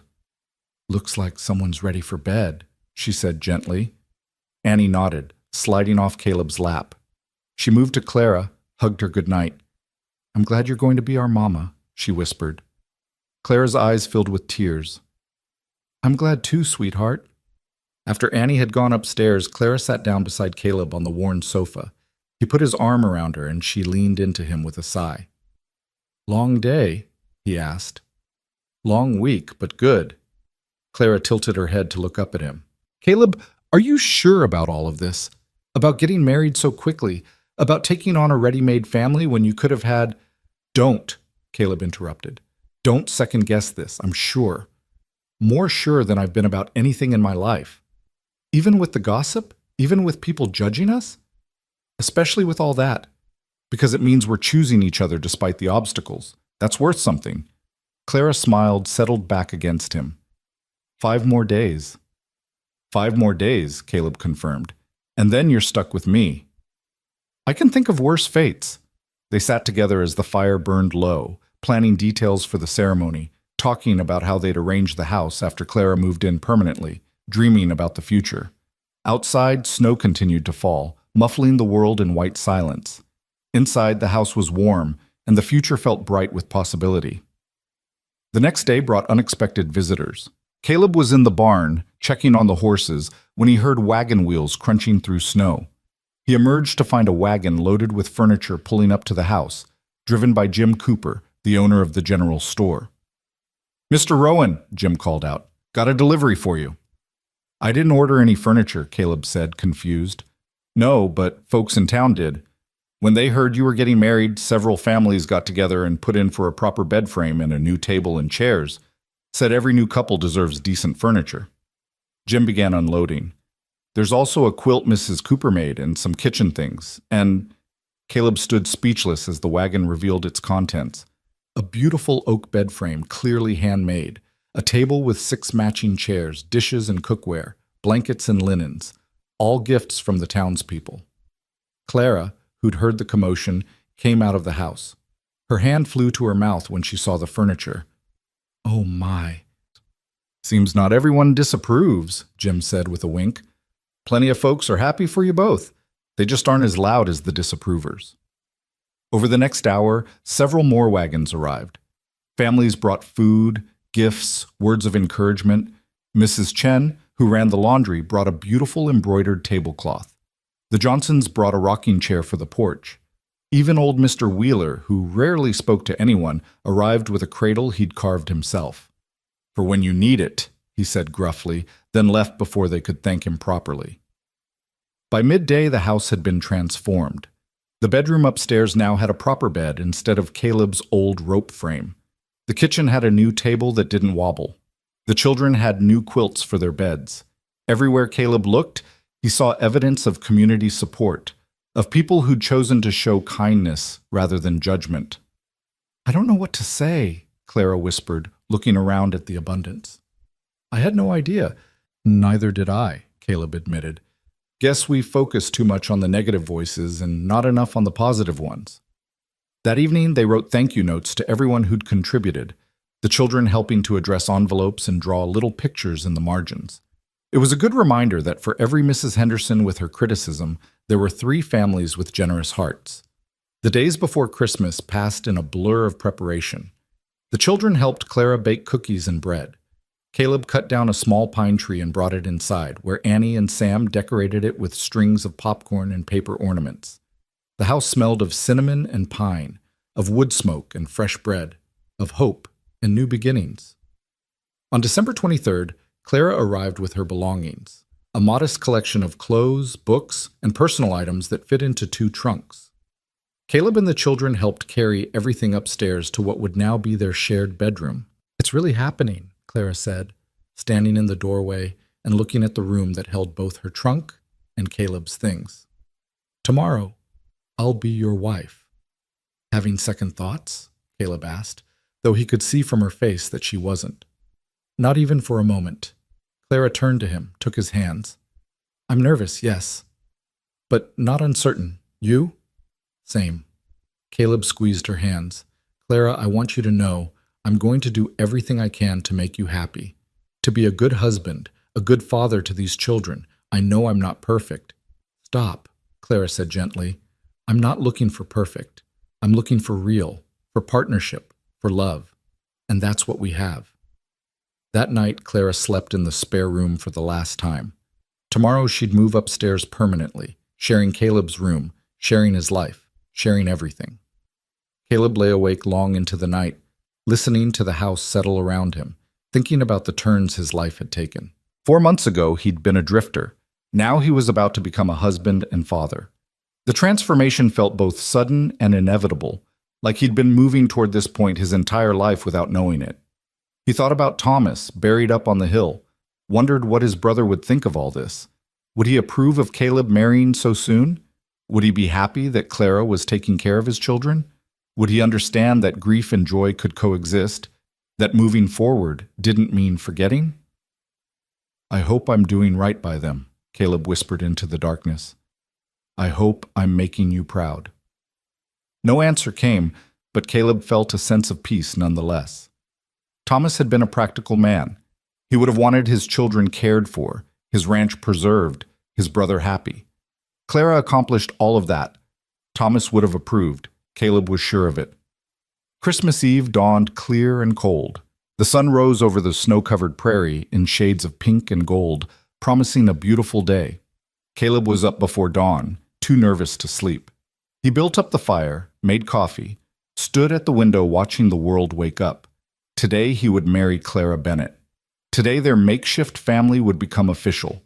Today everything would change, and for once Caleb was ready for the change, eager for it even. The children woke early, too excited to stay in bed. Annie appeared in the kitchen first, already dressed in her Sunday best, a dress that had been her mother's, altered to fit her. "It's your wedding day," she said, as if Caleb might have forgotten. "It is indeed. Are you nervous?" "A little. Are you?" Annie considered this. "A little, but good nervous, like when you're waiting for something wonderful to happen." That's exactly it, Caleb said. Good nervous. Sam and Rose came downstairs shortly after, and they all had breakfast together, eggs and toast that Caleb managed not to burn. A small victory. Clara arrived mid-morning, driven by Reverend Thomas himself, who'd offered to escort her. Thought you might appreciate an extra set of hands, the Reverend said. Getting a bride ready is no small task. Clara looked beautiful even in her ordinary clothes, her face flushed with cold and excitement. She'd brought her good dress with her, the blue one she'd mentioned, though Caleb suspected Annie was right and it wasn't fancy enough for the occasion. But when Clara emerged an hour later, dressed and ready, Caleb's breath caught in his throat. She'd done something to the dress, added lace at the collar and cuffs, pinned her hair up with flowers that Mrs. Cooper must have provided. She looked radiant, nervous, perfect. You're beautiful, he said, and meant it with everything in him. Clara blushed. You look rather handsome yourself. Caleb had borrowed a suit from Jim Cooper, who was roughly his size. It fit well enough, and he'd shaved and combed his hair with more care than usual. He felt awkward and formal and happy all at once. The wedding was scheduled for 2 o'clock at the church. As the appointed time approached, Caleb found his nerves increasing. What if he forgot his vows? What if Clara changed her mind at the last moment? What if— Stop worrying, Annie said, patting his hand. Miss Clara loves you. Everything's going to be perfect. Out of the mouths of babes. Caleb took a deep breath, nodded, and helped load everyone into the wagon for the drive to town. The church was fuller than Caleb had expected. Word had spread about the wedding, and curiosity, if nothing else, had drawn a crowd. He recognized faces from town, neighbors from surrounding ranches, even Jack Morrison, his old friend, sitting in the back with a grin on his weathered face. Mrs. Henderson was there too, he noticed, sitting in the middle pews with her son Jimmy. She didn't look disapproving anymore, just resigned, maybe even a little wistful. Caleb took his place at the front of the church, Reverend Thomas beside him, Sam and Annie flanking him like small attendants. Rose sat in the front pew, swinging her legs and humming to herself, too young to understand the gravity of the moment, but happy nonetheless. Then the church doors opened and Clara walked in. She had no one to give her away, no father to escort her down the aisle, so she walked alone. But she didn't look alone. She looked strong and certain and beautiful. Her eyes locked on Caleb's, a smile playing at her lips. Caleb felt his throat tighten with emotion. This woman, who'd walked into his life carrying bread and kindness, was about to become his wife. The enormousness of it, the rightness of it, overwhelmed him. Clara reached the front of the church, took his hands. Hers were trembling slightly.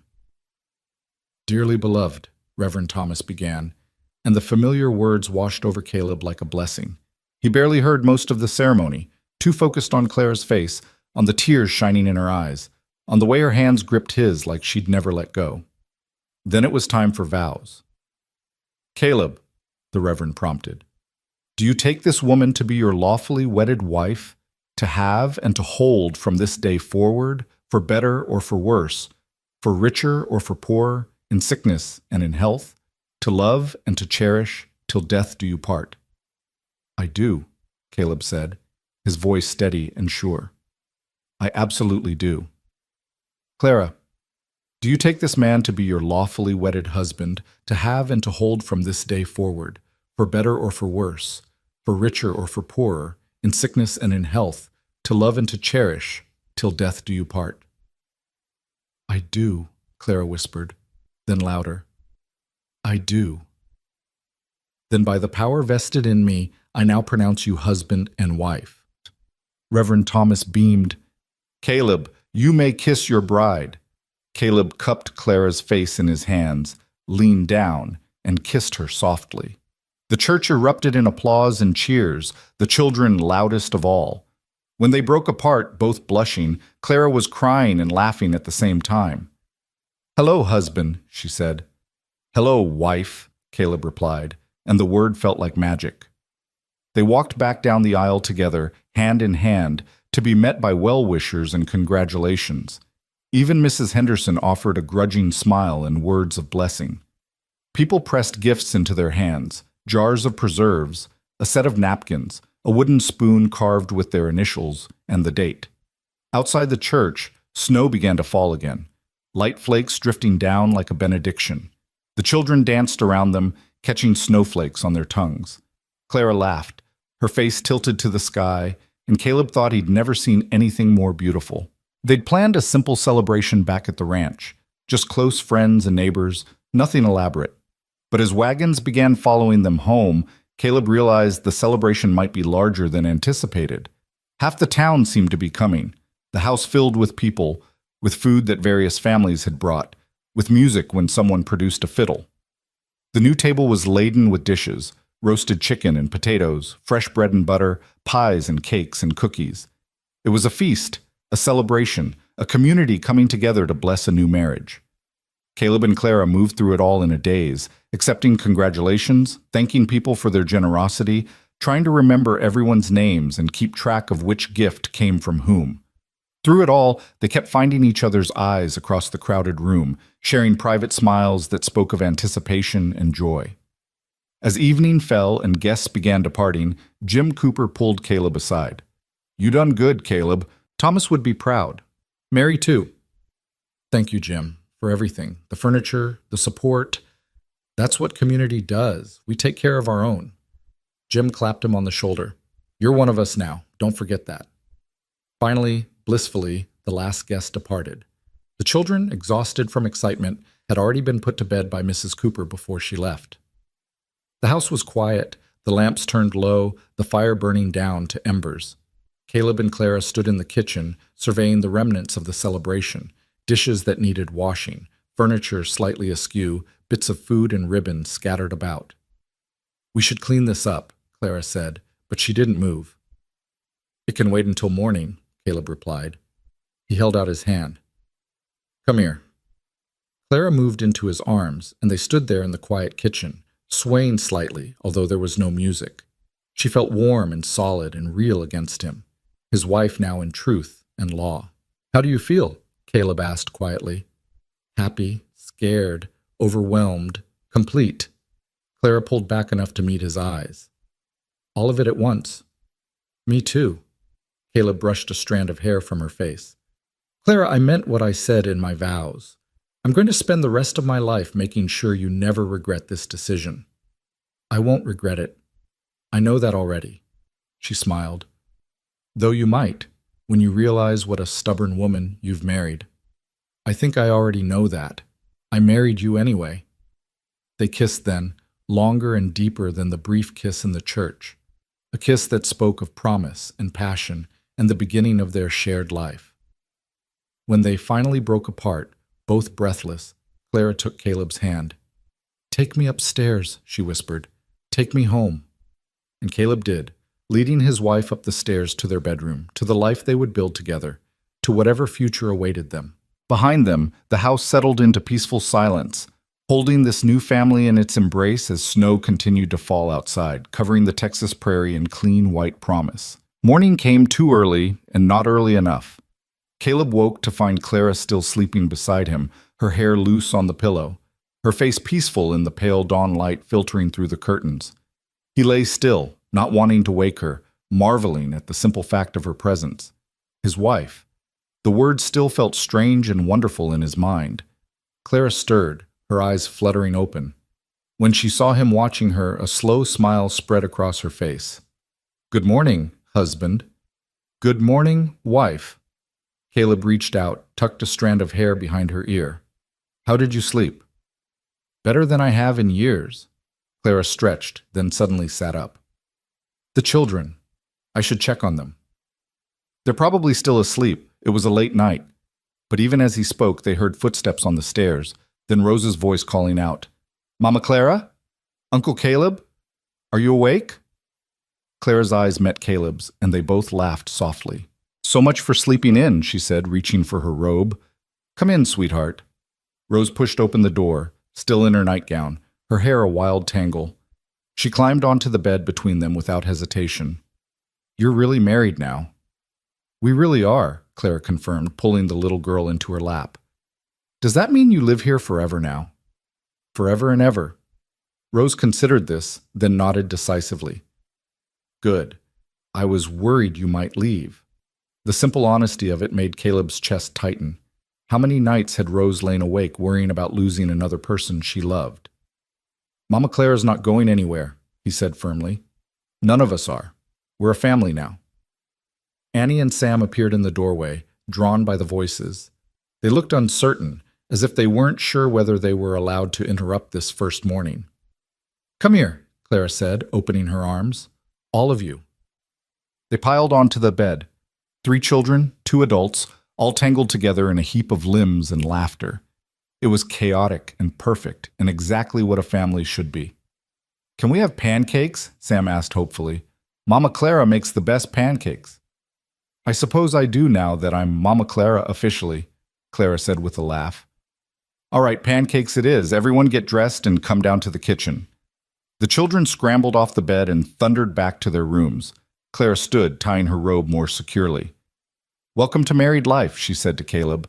"No privacy and constant demands for pancakes." "Sounds perfect to me," Caleb replied, and meant it. The first week of their marriage passed in a blur of adjustment and joy. Clara's presence in the house changed everything in ways both large and small. Meals appeared on time and were actually edible. Clothes got mended before they became unwearable. The house stayed cleaner, more organized, more lived in. But more than the practical improvements, there was a warmth now, a sense of rightness that had been missing even during Clara's Saturday visits. She was here to stay. That made all the difference.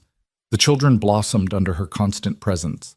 Rose, who'd been so clingy and anxious, began to relax and play more freely. Sam's nightmares stopped almost entirely. Annie, who'd been trying so hard to be the little mother, finally allowed herself to be a child again. And Caleb found himself happier than he'd been in years, maybe ever. Coming in from ranch work to find Clara in the kitchen, humming as she cooked, sitting by the fire in the evening while she read to the children, lying beside her each night, talking about the day, making plans for the future, learning the contours of partnership and love. It wasn't all perfect, of course. There were adjustments to make, conflicts to navigate. Clara had her own ways of doing things, and they didn't always align with Caleb's habits. She wanted the barn door closed at night to keep the heat in. He preferred it slightly open for ventilation. She thought the children should have a strict bedtime. He was more flexible. She organized the kitchen cupboards in a way that made sense to her but left Caleb unable to find anything. They had their first real argument 2 weeks after the wedding over something absurdly small. Caleb had tracked mud across the clean kitchen floor. An accident. He was distracted by a problem with one of the horses, and Clara had snapped at him with uncharacteristic sharpness. "I just mopped that floor this morning, Caleb. Can you please pay attention to where you're walking?" "I'm sorry, I didn't notice. I'll clean it up." "You never notice.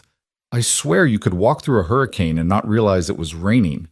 The unfairness of that stung. "That's not true. I notice plenty. I just have a lot on my mind with the ranch and—" "Oh, so the ranch is more important than keeping the house livable?" "I didn't say that. Don't put words in my mouth." "I'm not putting words anywhere. I'm just tired of cleaning up after you like you're one of the children." They stared at each other across the muddy floor, both breathing hard, both aware that this argument had escalated beyond reason. Finally, Caleb broke the silence. "You're right. I should have been more careful. I'm sorry." The tension in Clara's shoulders eased. "No, I'm sorry. I shouldn't have snapped at you. It's just, I'm trying so hard to make this house perfect, to prove I can do this, and sometimes I forget that perfect isn't the point." "What is the point?" Clara moved closer to him, careful to avoid the mud. "The point is us, being together, building a life, not having a spotless floor." Caleb pulled her into his arms, not caring about the mud on his boots anymore. "I'll try to be more careful. And you try to be less hard on yourself, deal?" "Deal." They cleaned up the mud together, and afterward Caleb realized something important. They'd had their first fight as a married couple, and they'd survived it, more than survived. They'd learned from it. That boded well for the future. January brought harsh weather and new challenges. A cold snap killed 2 of the cattle, a loss Caleb could ill afford. The roof over the barn developed a leak that needed fixing in weather too cold for comfort. Rose came down with a bad cough that had Clara worried and hovering. But there were good things too. The children's grades at school improved with Clara there to help them every evening. Annie started reading books well beyond her age level. Sam discovered a talent for arithmetic. Rose, despite her cough, seemed happier than she'd been since her parents died. And slowly, steadily, Caleb was beginning to turn the ranch around. He'd sold off the cattle that weren't producing, kept only the strong breeding stock. He'd negotiated with the bank for better terms on Thomas's debts. He'd found a buyer for some of the less productive land on the eastern edge of the property. It was hard work and would take years to fully recover, but for the first time since arriving, Caleb felt like the ranch had a future. One evening in late January, Clara came to him with news that made his heart stop. They were alone in the kitchen, the children already in bed. Clara had been quieter than usual all day, her face pale, her hands trembling slightly as she worked. Now she sat down across from him at the table, folded her hands, and took a deep breath. "Caleb, I need to tell you something." The seriousness in her tone made him nervous. "What is it? Are you all right?" "I'm fine. Better than fine, actually. She paused, searching for words. "I'm pregnant." The world seemed to stop. Caleb stared at her, trying to process what she'd just said. We're going to have a baby?" "Yes." Clara's eyes filled with tears. "Are you happy? I know it's fast. I know we've only been married a month, but—" Caleb was around the table in 2 strides, pulling her into his arms. "Happy? Clara, I'm thrilled. Terrified, but thrilled." He pulled back to look at her face. "When?" "I think probably August, early September." Clara laughed through her tears. "I wasn't certain until today. Mrs. Henderson's sister is a midwife, and I asked her to examine me. She confirmed it. A baby. Their baby." Caleb felt a surge of emotion so strong it nearly overwhelmed him. Joy and fear and wonder, all mixed together. "How do you feel about it?" "Scared," Clara admitted. "My mother had a difficult time with childbirth. She almost died having me. And I'm 30 years old, which is old for a first baby. But Caleb, I'm also so happy. I never thought I'd have children of my own. I'd resigned myself to being the spinster school teacher. And now you're going to be a mother. You already are a mother, to Annie and Sam and Rose. This baby will be lucky to have you." "We haven't told the children yet," Clara said. "I wanted you to know first, but we should tell them soon. They'll figure it out eventually anyway." They decided to wait a few more weeks, until Clara was past the most dangerous early months. But keeping the secret proved harder than anticipated. Clara's morning sickness was severe, leaving her pale and exhausted. She had to stop teaching, couldn't keep up with the household work the way she wanted to. The children noticed, of course, and worried. "Is Mama Clara sick?" Annie asked Caleb one morning, her voice small and scared. "Like Mama and Papa were?" The question chilled him. "No, sweetheart. She's not sick like that. She's going to have a baby. You're going to have a new brother or sister." Annie's eyes went wide. "Really?" "Really, but you can't tell Sam and Rose yet. Mama Clara wants to tell them herself when she's feeling better." "A baby?" Annie breathed. "We're going to have a baby in the house." "We are? What do you think about that?" Annie considered this seriously. "I think it's good. Babies are nice, and it means Mama Clara really is staying forever, right? Because mothers don't leave their babies." The logic was heartbreaking in its simplicity. Annie was still so afraid of losing someone else. "That's right," Caleb confirmed.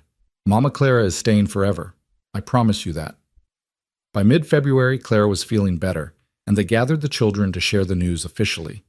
Sam was excited, immediately full of questions about whether it would be a boy or girl, and when exactly it would arrive. Rose seemed uncertain what a baby even meant, but was happy because everyone else was happy. "Will you still love us?" Annie asked quietly. "When the baby comes?" Clara knelt down, took Annie's hands. "Oh, sweetheart, of course. Having a new baby doesn't mean we love you any less. Love isn't like pie where there's only so much to go around. It's like a fire. The more you add to it, the brighter it burns. This baby will just make our family bigger and fuller. You'll always be our first daughter. Nothing will change that." Annie seemed satisfied with that answer, and gradually the household adjusted to the reality of a coming baby. Clara began sewing tiny clothes. Caleb brought down the cradle Mr. Wheeler had given them, cleaned it up, placed it in their bedroom. The children drew pictures of what they thought the baby would look like. It was during this time, in early March, that the fever came. It started with Rose. She'd had a cough off and on all winter, nothing unusual for a 3-year-old. But one morning Clara went to wake her and found the little girl burning with fever, her skin hot and dry to the touch. "Caleb!" Clara's voice was sharp with fear. "Caleb, come quick!" He took the stairs 3 at a time, his heart pounding. One look at Rose's flushed face and glassy eyes told him this was serious. This was the same fever that had taken Thomas and Mary. "Get the doctor," Clara said, already sponging Rose's forehead with cool water. "Hurry!" Caleb rode to town faster than was safe on the icy roads, pushed Dr. Wilson's door open without knocking. "My niece. She has the fever, the same one that killed my brother." Dr. Wilson grabbed his bag. He was an older man, worn down by years of fighting battles he couldn't always win. "How long has she been sick?" "Just this morning. Please, you have to help her." They made the return journey quickly, arriving to find Clara still with Rose, singing softly to the little girl, who tossed and turned in fevered delirium. Annie and Sam stood in the doorway, their faces white with fear. Dr. Wilson examined Rose thoroughly, his expression growing grave. "It's the fever, all right. Same strain that went through here last summer.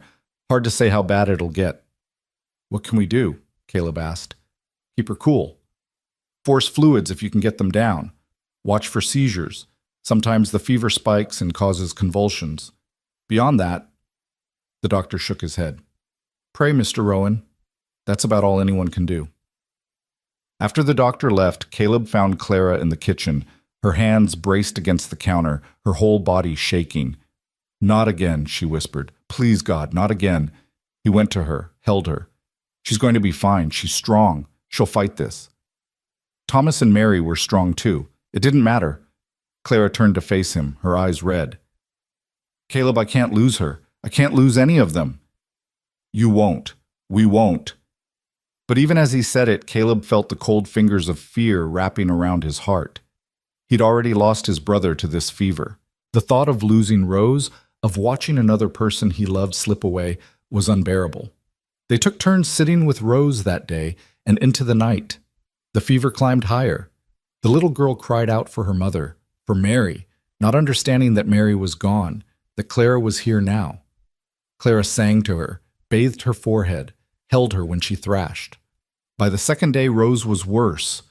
She wouldn't eat, could barely drink. The fever showed no signs of breaking.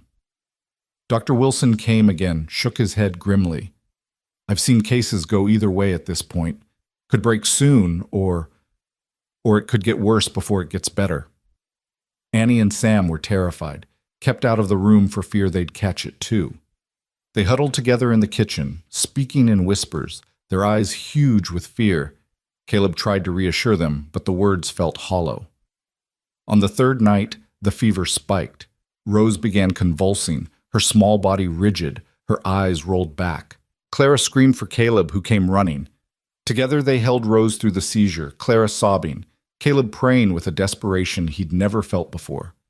"Please," he whispered, "please don't take her. Take me instead. Take anything else, but not her." The seizure passed. Rose lay limp and still, her breathing shallow. Clara bent over her, listening to her heartbeat, her own tears falling on the child's face. "She's still with us. She's still fighting." They stayed with her all that night, neither sleeping, both watching for any change. The house was silent except for Rose's labored breathing and the ticking of the clock. Hour after hour passed with no improvement but no worsening either. Dawn broke on the 4th day, gray and cold. Caleb stood at the window, watching the sun struggle to break through heavy clouds. He was exhausted, terrified, running on nothing but fear and hope. "Caleb?" Clara's voice was strange, high and thin. Caleb, feel her forehead. He moved to the bed, placed his hand on Rose's brow. It was cooler, noticeably cooler than it had been hours ago. "The fever's breaking," he breathed. "Oh, thank God." Clara collapsed against him, sobbing with relief. Thank God! Thank God! They watched as, slowly but surely, Rose's fever continued to drop. By mid-morning, she was cool to the touch.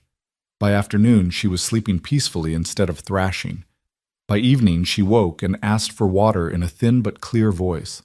"Mama Clara," she whispered, "I don't feel good." Clara laughed through fresh tears. "I know, baby, but you're going to be okay now. You're going to be just fine." Dr. Wilson, making another house call, confirmed that the worst had passed. "She's a fighter, that one, but she'll be weak for a while. Needs rest and good food to build her strength back up." As the doctor prepared to leave, he pulled Caleb aside. "Mr. Rowan, I need to tell you, your wife shouldn't have been exposed to this. Not in her condition. The fever can affect unborn babies. You need to watch her carefully." Cold dread washed over Caleb. In the crisis with Rose, he'd forgotten about Clara's pregnancy, about the danger she'd been in every moment she spent caring for the sick child. Will she be all right, the baby? Hard to say. She didn't catch the fever, which is good, but stress and exhaustion can cause problems too. She needs rest now, just like Rose. Can you handle things for a while? Yes, Caleb said, though he had no idea how he'd manage. Yes, I'll take care of everything. Over the next week, both Rose and Clara recovered slowly. Caleb threw himself into caring for them, for Annie and Sam, for the household. He cooked meals that were barely edible but nutritious enough. He cleaned and laundered and kept the fire going. He read to Rose when she was well enough to listen, helped Annie with her schoolwork, played quietly with Sam. And at night, he held Clara while she cried from exhaustion and relief and hormones and fear. "I was so scared," she whispered. "So scared we'd lose her." "I know, I was too." Caleb stroked her hair. "But she's okay. You're okay. The baby's okay. We all made it through." "This time," Clara said. "But Caleb, what about next time? What if the fever comes back? What if one of the other children gets sick? What if—" "We can't live in fear of what might happen," Caleb interrupted gently. "We can only deal with what does happen, and we do it together." Clara was quiet for a moment. "When I was sitting with Rose when she was at her worst, I kept thinking about Thomas and Mary, about how they must have felt knowing they were dying and leaving their children behind. It was unbearable to imagine. They knew I'd take care of them," Caleb said. "They trusted me with what mattered most, just like I trust you with everything that matters to me." "Do you?" Clara looked up at him in the darkness. "Trust me?" "With my life, with the children's lives, with everything."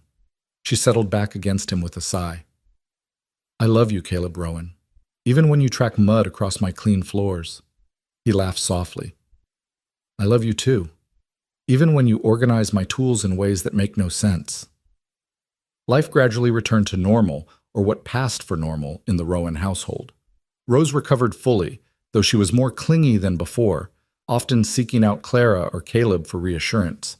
The other children seemed to have been affected by the scare too, more grateful for what they had, more aware of how quickly things could change. By April, Clara's pregnancy was becoming visible. She'd stopped teaching permanently, focusing all her energy on the household and the children. The ranch was doing better. Caleb had sold another section of marginal land and used the money to pay down more of Thomas's debts. They weren't out of the woods yet, but they were heading in the right direction. One warm evening, with the windows open to let in the spring breeze, they sat together on the porch after the children had gone to bed. Clara had her hand on her swollen belly, a small smile on her face. "The baby's moving," she said. "Do you want to feel?" Caleb placed his hand where hers had been, felt the flutter of movement beneath his palm. His child. His and Clara's. The wonder of it struck him anew. "That's our baby." "That's our baby," Clara confirmed. "Caleb, I've been thinking. We should tell the children they can visit Thomas and Mary's graves, pay their respects. They haven't been since the funeral, and I think it might be good for them.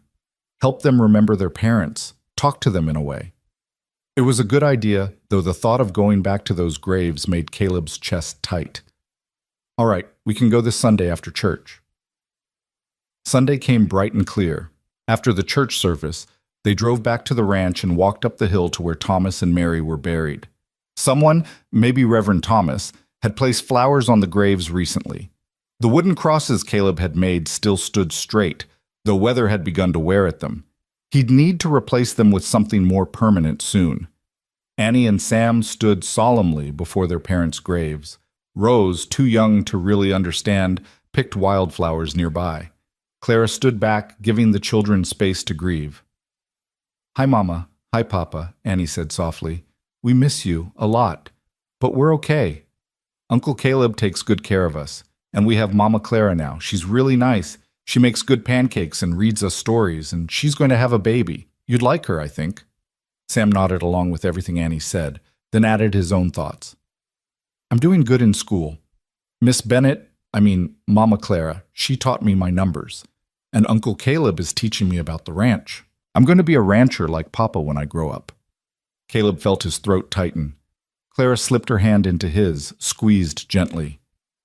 After a few more minutes, the children moved away from the graves, seemingly satisfied. They ran off to explore the hilltop, chasing each other through the grass. Clara and Caleb stood together before the graves. "Thomas," Caleb said quietly, "Mary, I hope you can see them. See how they're growing, how they're healing. I'm doing my best by them. I'm trying to give them the life you wanted for them." He paused. "I married Clara. I know it was fast, but it was the right thing. She loves them like they were her own. She loves me. We're building something good here, something that will last. I hope that makes you happy." Clara added her own words. "I promise to love them always, to keep them safe, to honor your memory, and make sure they never forget you. You raised wonderful children, and I'm grateful to be part of their lives now." They stood in silence for a moment, then turned to head back down the hill. Caleb felt lighter somehow, as if Thomas had heard and approved, as if this visit had closed one chapter and opened another. That night, lying in bed with Clara curled against him, her hand on her growing belly, Caleb thought about how far they'd all come. From grief and chaos to this, a real family with love and hope and a future stretching out before them. It hadn't been easy. There would be more challenges ahead, but they would face them together. "What are you thinking about?" Clara asked sleepily. "About how lucky I am," Caleb replied. "About how you walked into my life at exactly the right moment." "I think we walked into each other's lives," Clara corrected. "I needed you as much as you needed me." "Maybe so." Caleb kissed the top of her head. "But I'm still the lucky one." Clara laughed softly. "We're both lucky. Now go to sleep. Tomorrow's another day and it starts early on a ranch." "Yes, ma'am." They drifted off together, two people who'd found each other in the aftermath of loss and built something beautiful from the pieces. Outside, the Texas night stretched vast and starlit, full of promise and possibility, watching over the Rowan Ranch and the family that called it home. Spring turned to summer with the kind of relentless heat that made Texas famous. The prairie grass turned golden, the creek ran low, and Clara grew rounder with each passing week. By July, she was large enough that simple tasks became difficult. Bending to pick up Rose left her breathless. Standing at the stove for long periods made her back ache. The heat seemed to affect her more than anyone else, leaving her flushed and uncomfortable. Caleb watched her struggle with growing concern. "Maybe you should rest more," he suggested one sweltering afternoon, finding her in the garden despite his repeated requests that she stay inside during the hottest part of the day. "I can't just sit around doing nothing," Clara protested, wiping sweat from her forehead with the back of her hand. "There's too much to do. The vegetables need tending, the laundry needs washing, the children need their mother to take care of herself," Caleb interrupted gently. He took the basket from her hands. "Come inside, I'll finish this. You have your own work to do. Nothing that can't wait." He guided her toward the house, one hand at the small of her back. "Clara, please. You're 8 months pregnant in the middle of a heat wave. You need to rest." She didn't argue further, which told him how exhausted she really was. Inside, he settled her in the rocking chair by the window where she could catch whatever breeze existed, brought her cool water, and insisted she stay put. The children, sensing their mother's discomfort, tried to help in their own ways. Annie took over more of the cooking, following Clara's instructions carefully. Sam fetched water whenever Clara needed it, making trips to the well without complaint. Rose, too young to do much, simply stayed close, patting Clara's belly and talking to the baby. "When is it coming out?" Rose asked one evening, her small hand pressed against Clara's stomach. "Soon, sweetheart. Very soon. Will it hurt?" Clara exchanged a glance with Caleb over Rose's head. "A little bit, but it's worth it to meet the baby." "I'll hold your hand," Rose announced solemnly. "That's what you do when someone is hurt. You hold their hand." Clara's eyes filled with tears. Everything made her cry these days. "Thank you, baby. That's very kind." As August approached, Caleb found himself increasingly anxious. He'd never been present for a birth before, had no idea what to expect. Mrs. Henderson's sister, Martha, who served as the local midwife, had agreed to attend the birth. She'd examined Clara a few times and pronounced everything normal, but normal didn't stop Caleb from worrying. "What if something goes wrong?" he asked Clara one night as they lay in bed, unable to sleep in the oppressive heat. "Then Martha will know what to do. She's delivered hundreds of babies." "But your mother, you said she had a difficult time." Clara rolled onto her side to face him, her belly an awkward bulk between them. "My mother was very small, and I was a large baby. Martha says I'm built well for childbearing, whatever that means. And women have been doing this since the beginning of time, Caleb. I'll be fine." "You can't know that." "No," Clara admitted. "I can't, but I choose to believe it anyway. And you should too, because I need you to be strong when the time comes, not falling apart with worry." She was right, of course, but knowing she was right didn't stop the fear that coiled in his gut every time he thought about what was coming. The first week of August brought no relief from the heat. The cattle were suffering, clustering in whatever shade they could find. The garden was struggling despite Clara's best efforts. Even the chickens seemed lethargic, producing fewer eggs. It was on August 7th, a Wednesday, that Clara woke before dawn with the first pains. Caleb jerked awake when she gripped his arm, her fingers digging in hard. "Caleb, it's time." He was out of bed in an instant, fumbling in the dark for his pants. "Are you sure?" "Maybe it's just—" "I'm sure." Clara's voice was tight. "You need to get Martha, now." Caleb dressed in record time, his hands shaking as he buttoned his shirt.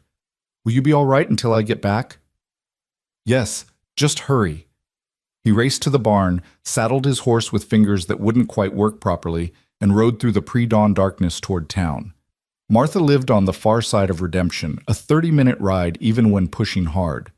Caleb made it in 20. He pounded on her door until she appeared, already dressed, her bag in hand as if she'd been expecting him.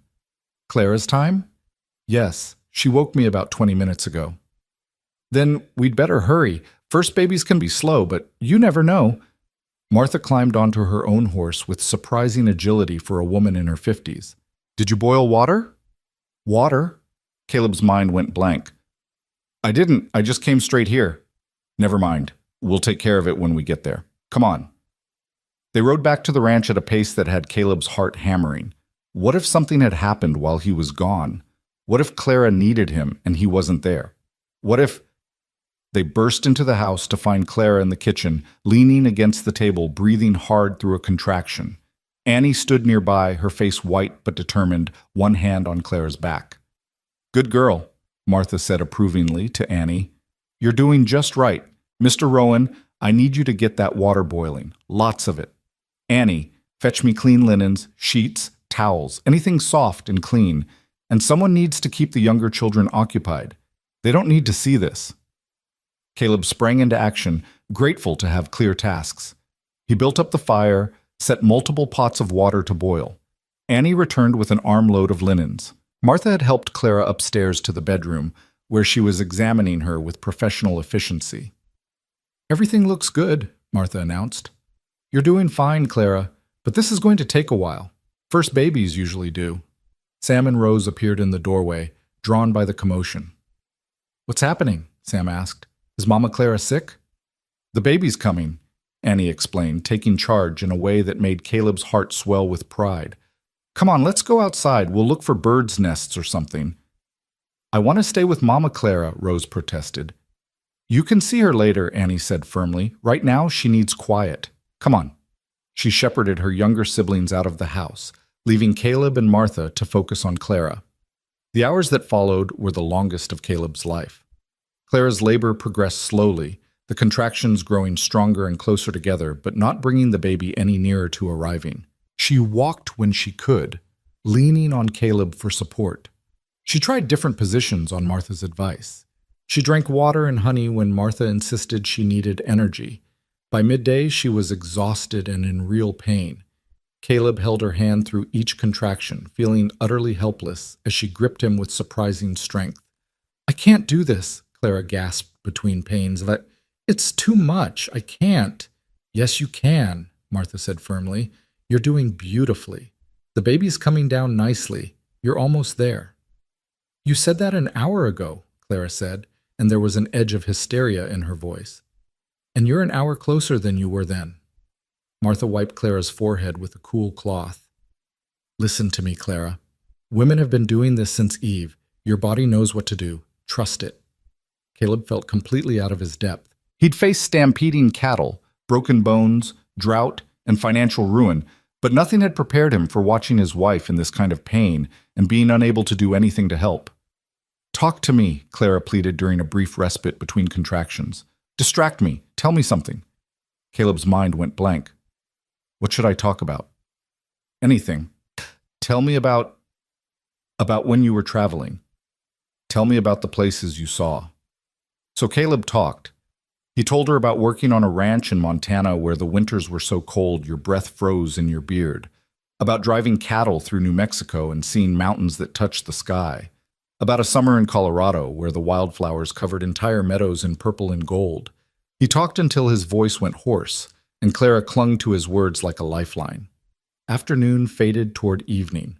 The children came in for supper, which Caleb somehow managed to prepare, cold meat and bread, nothing fancy.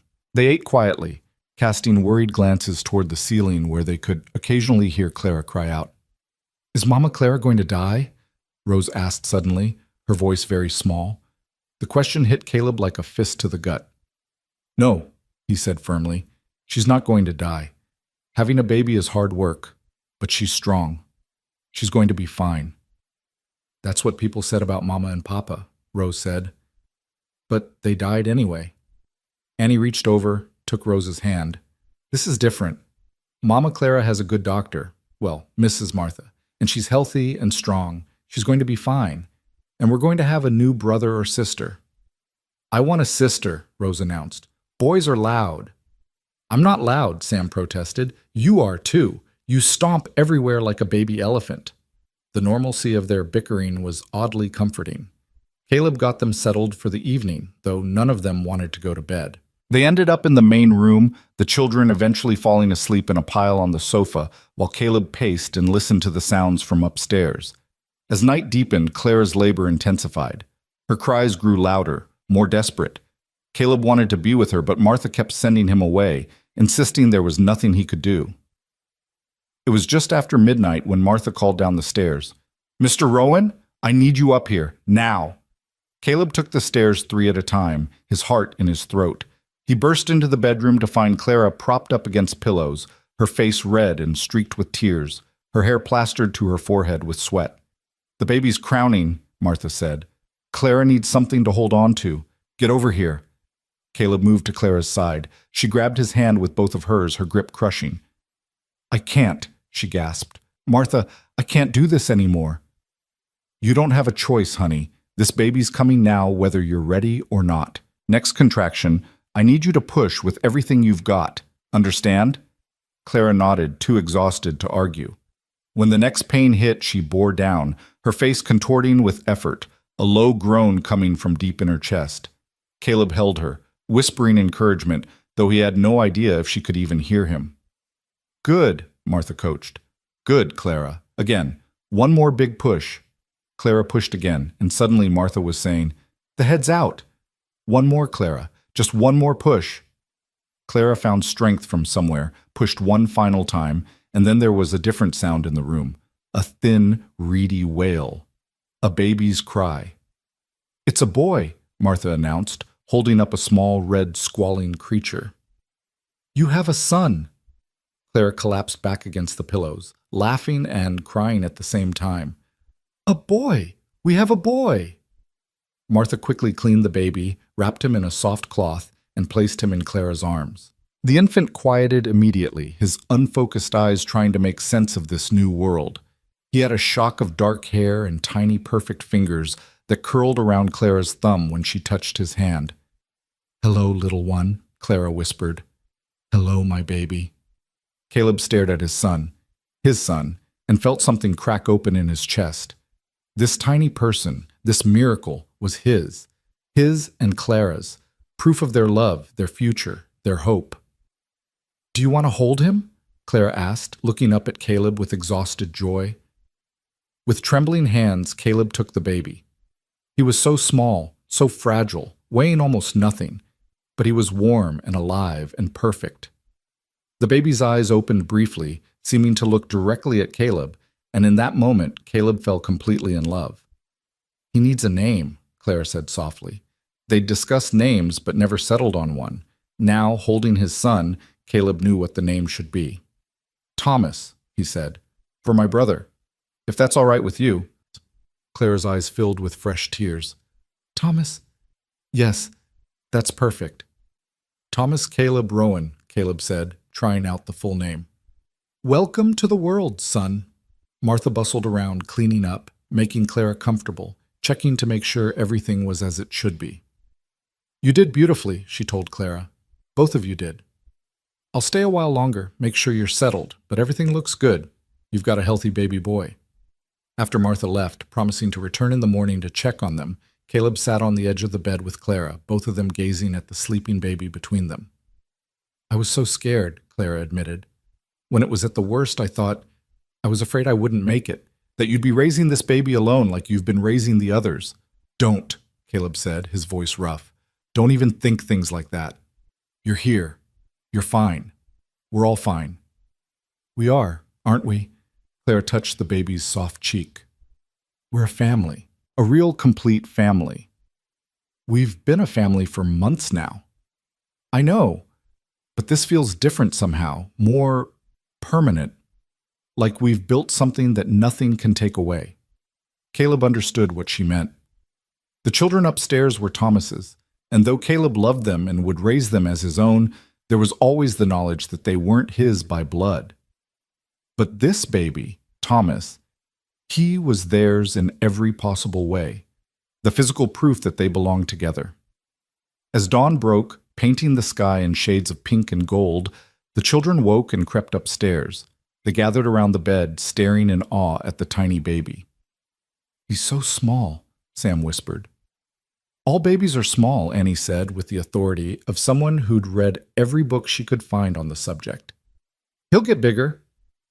"Can I hold him?" Rose asked. Clara carefully arranged Rose on the bed, supporting her as she placed the baby in Rose's arms. The little girl stared down at her new brother with wonder. "Hello, baby Thomas," she said solemnly. "I'm your sister Rose. I'm going to teach you all kinds of things. How to pick flowers and catch butterflies and make mud pies. It's going to be great." They took turns holding the baby, each child marveling at his tiny features, his soft skin, his perfect little hands. Annie looked at him with a mixture of love and something more complex, perhaps recognition that this baby was Caleb and Clara's in a way she and her siblings never quite were. Caleb caught the look, pulled Annie aside. "You know you're still my first daughter, right? Nothing changes that." "I know," Annie said. "But he's yours for real. Blood yours." "And so are you," Caleb said firmly. "Maybe not by blood, but in every other way that matters. You're mine, Annie, you and Sam and Rose. Thomas being born doesn't change that even a little bit." Annie studied his face, looking for the truth, and must have found it because she relaxed. "Okay, good, because I like being yours, and I like you being mine." The days after Thomas's birth settled into a new rhythm. Clara recovered quickly, much to everyone's relief. The baby was healthy and nursing well. The children adjusted to having an infant in the house, learning to be quiet during his naps, helping in small ways. Caleb found himself enchanted by fatherhood in a way he hadn't expected. With Annie, Sam, and Rose, he'd come into their lives when they were already formed people with personalities and memories. But Thomas he got to know from the very beginning, every expression, Every noise, every tiny change was a wonder. He would hold his son in the early mornings before the rest of the house woke, talking to him about the ranch, about his plans for the future, about his brother Thomas, who the baby was named for. "Your Uncle Thomas was a good man," Caleb told the infant, who stared up at him with unfocused eyes. "Better than me in a lot of ways. He stayed when I ran. He built a life here, had a family, did things right. I hope you turn out more like him than like me." "Don't say that," Clara said from the bed, where she'd been listening. "You're a good man too, Caleb. You stepped up when you were needed. You've given these children a home, a family. That counts for something." "I'm trying," Caleb said. "Every day I'm trying to be the man they need me to be." "You already are." By September, life had found its new balance. The ranch was thriving. Caleb had made the last payment on Thomas's debts to the bank, freeing them from that burden. The cattle were healthy. The harvest from the garden was abundant. The household was running smoothly.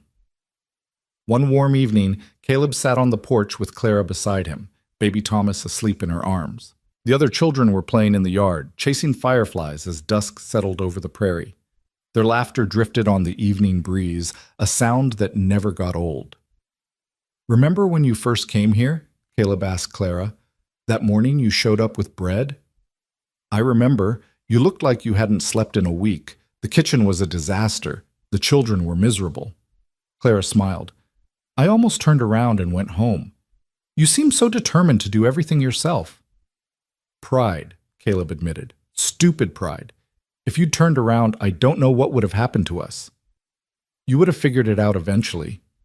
"Maybe, but it would have taken a lot longer, and it wouldn't have turned out nearly this well." Caleb took Clara's free hand, laced his fingers through hers. "You saved us, Clara. All of us." "We saved each other," Clara corrected. "I was lonely, convinced I'd never have a family of my own. Then you appeared with 3 children who needed someone and a heart big enough to let someone in, even though you'd just lost your brother. We both got something we needed." Baby Thomas stirred, making small noises. Clara adjusted him and he settled again, his tiny hand curled against her chest. "What are you thinking about?" Clara asked after a moment of comfortable silence. "About how much has changed in less than a year. About how different my life is now compared to what I thought it would be." Caleb paused, gathering his thoughts. "I used to think freedom was the most important thing. Being able to go where I wanted, when I wanted, answering to no one. Now I'm tied to this place, responsible for 5 other people, and I've never felt freer in my life." "That's because this is where you belong," Clara said simply. "This ranch, this family, it was always where you were supposed to end up. You just took the long way getting here." Annie ran up onto the porch, breathless and glowing. "Uncle Caleb, can we have a bonfire? Please? It's perfect weather for it." "I don't see why not. Sam, Rose, come help me gather wood." They built a fire in the clearing near the house, a safe distance from anything that could catch. As the flames grew, casting dancing shadows, the family gathered around it. Caleb told stories about his adventures before coming back to redemption, about Thomas when they were boys, about the ranch and the land and the dreams he had for the future. Clara sang songs, her voice sweet in the darkness. The children toasted bread on sticks, getting more charcoal than toast, but laughing the whole time. Baby Thomas slept through it all, occasionally making small sounds that reminded them of his presence. As the fire burned down to embers and the children's eyes grew heavy, Caleb looked around at his family. Annie, growing so fast, already showing signs of the woman she'd become. Sam, still young, but taking on more responsibility every day. Rose, no longer the scared little girl who'd lost her parents, but a confident child who knew she was loved. Clara, his wife, his partner, his miracle. And Thomas, their son, the future made flesh. This was what mattered.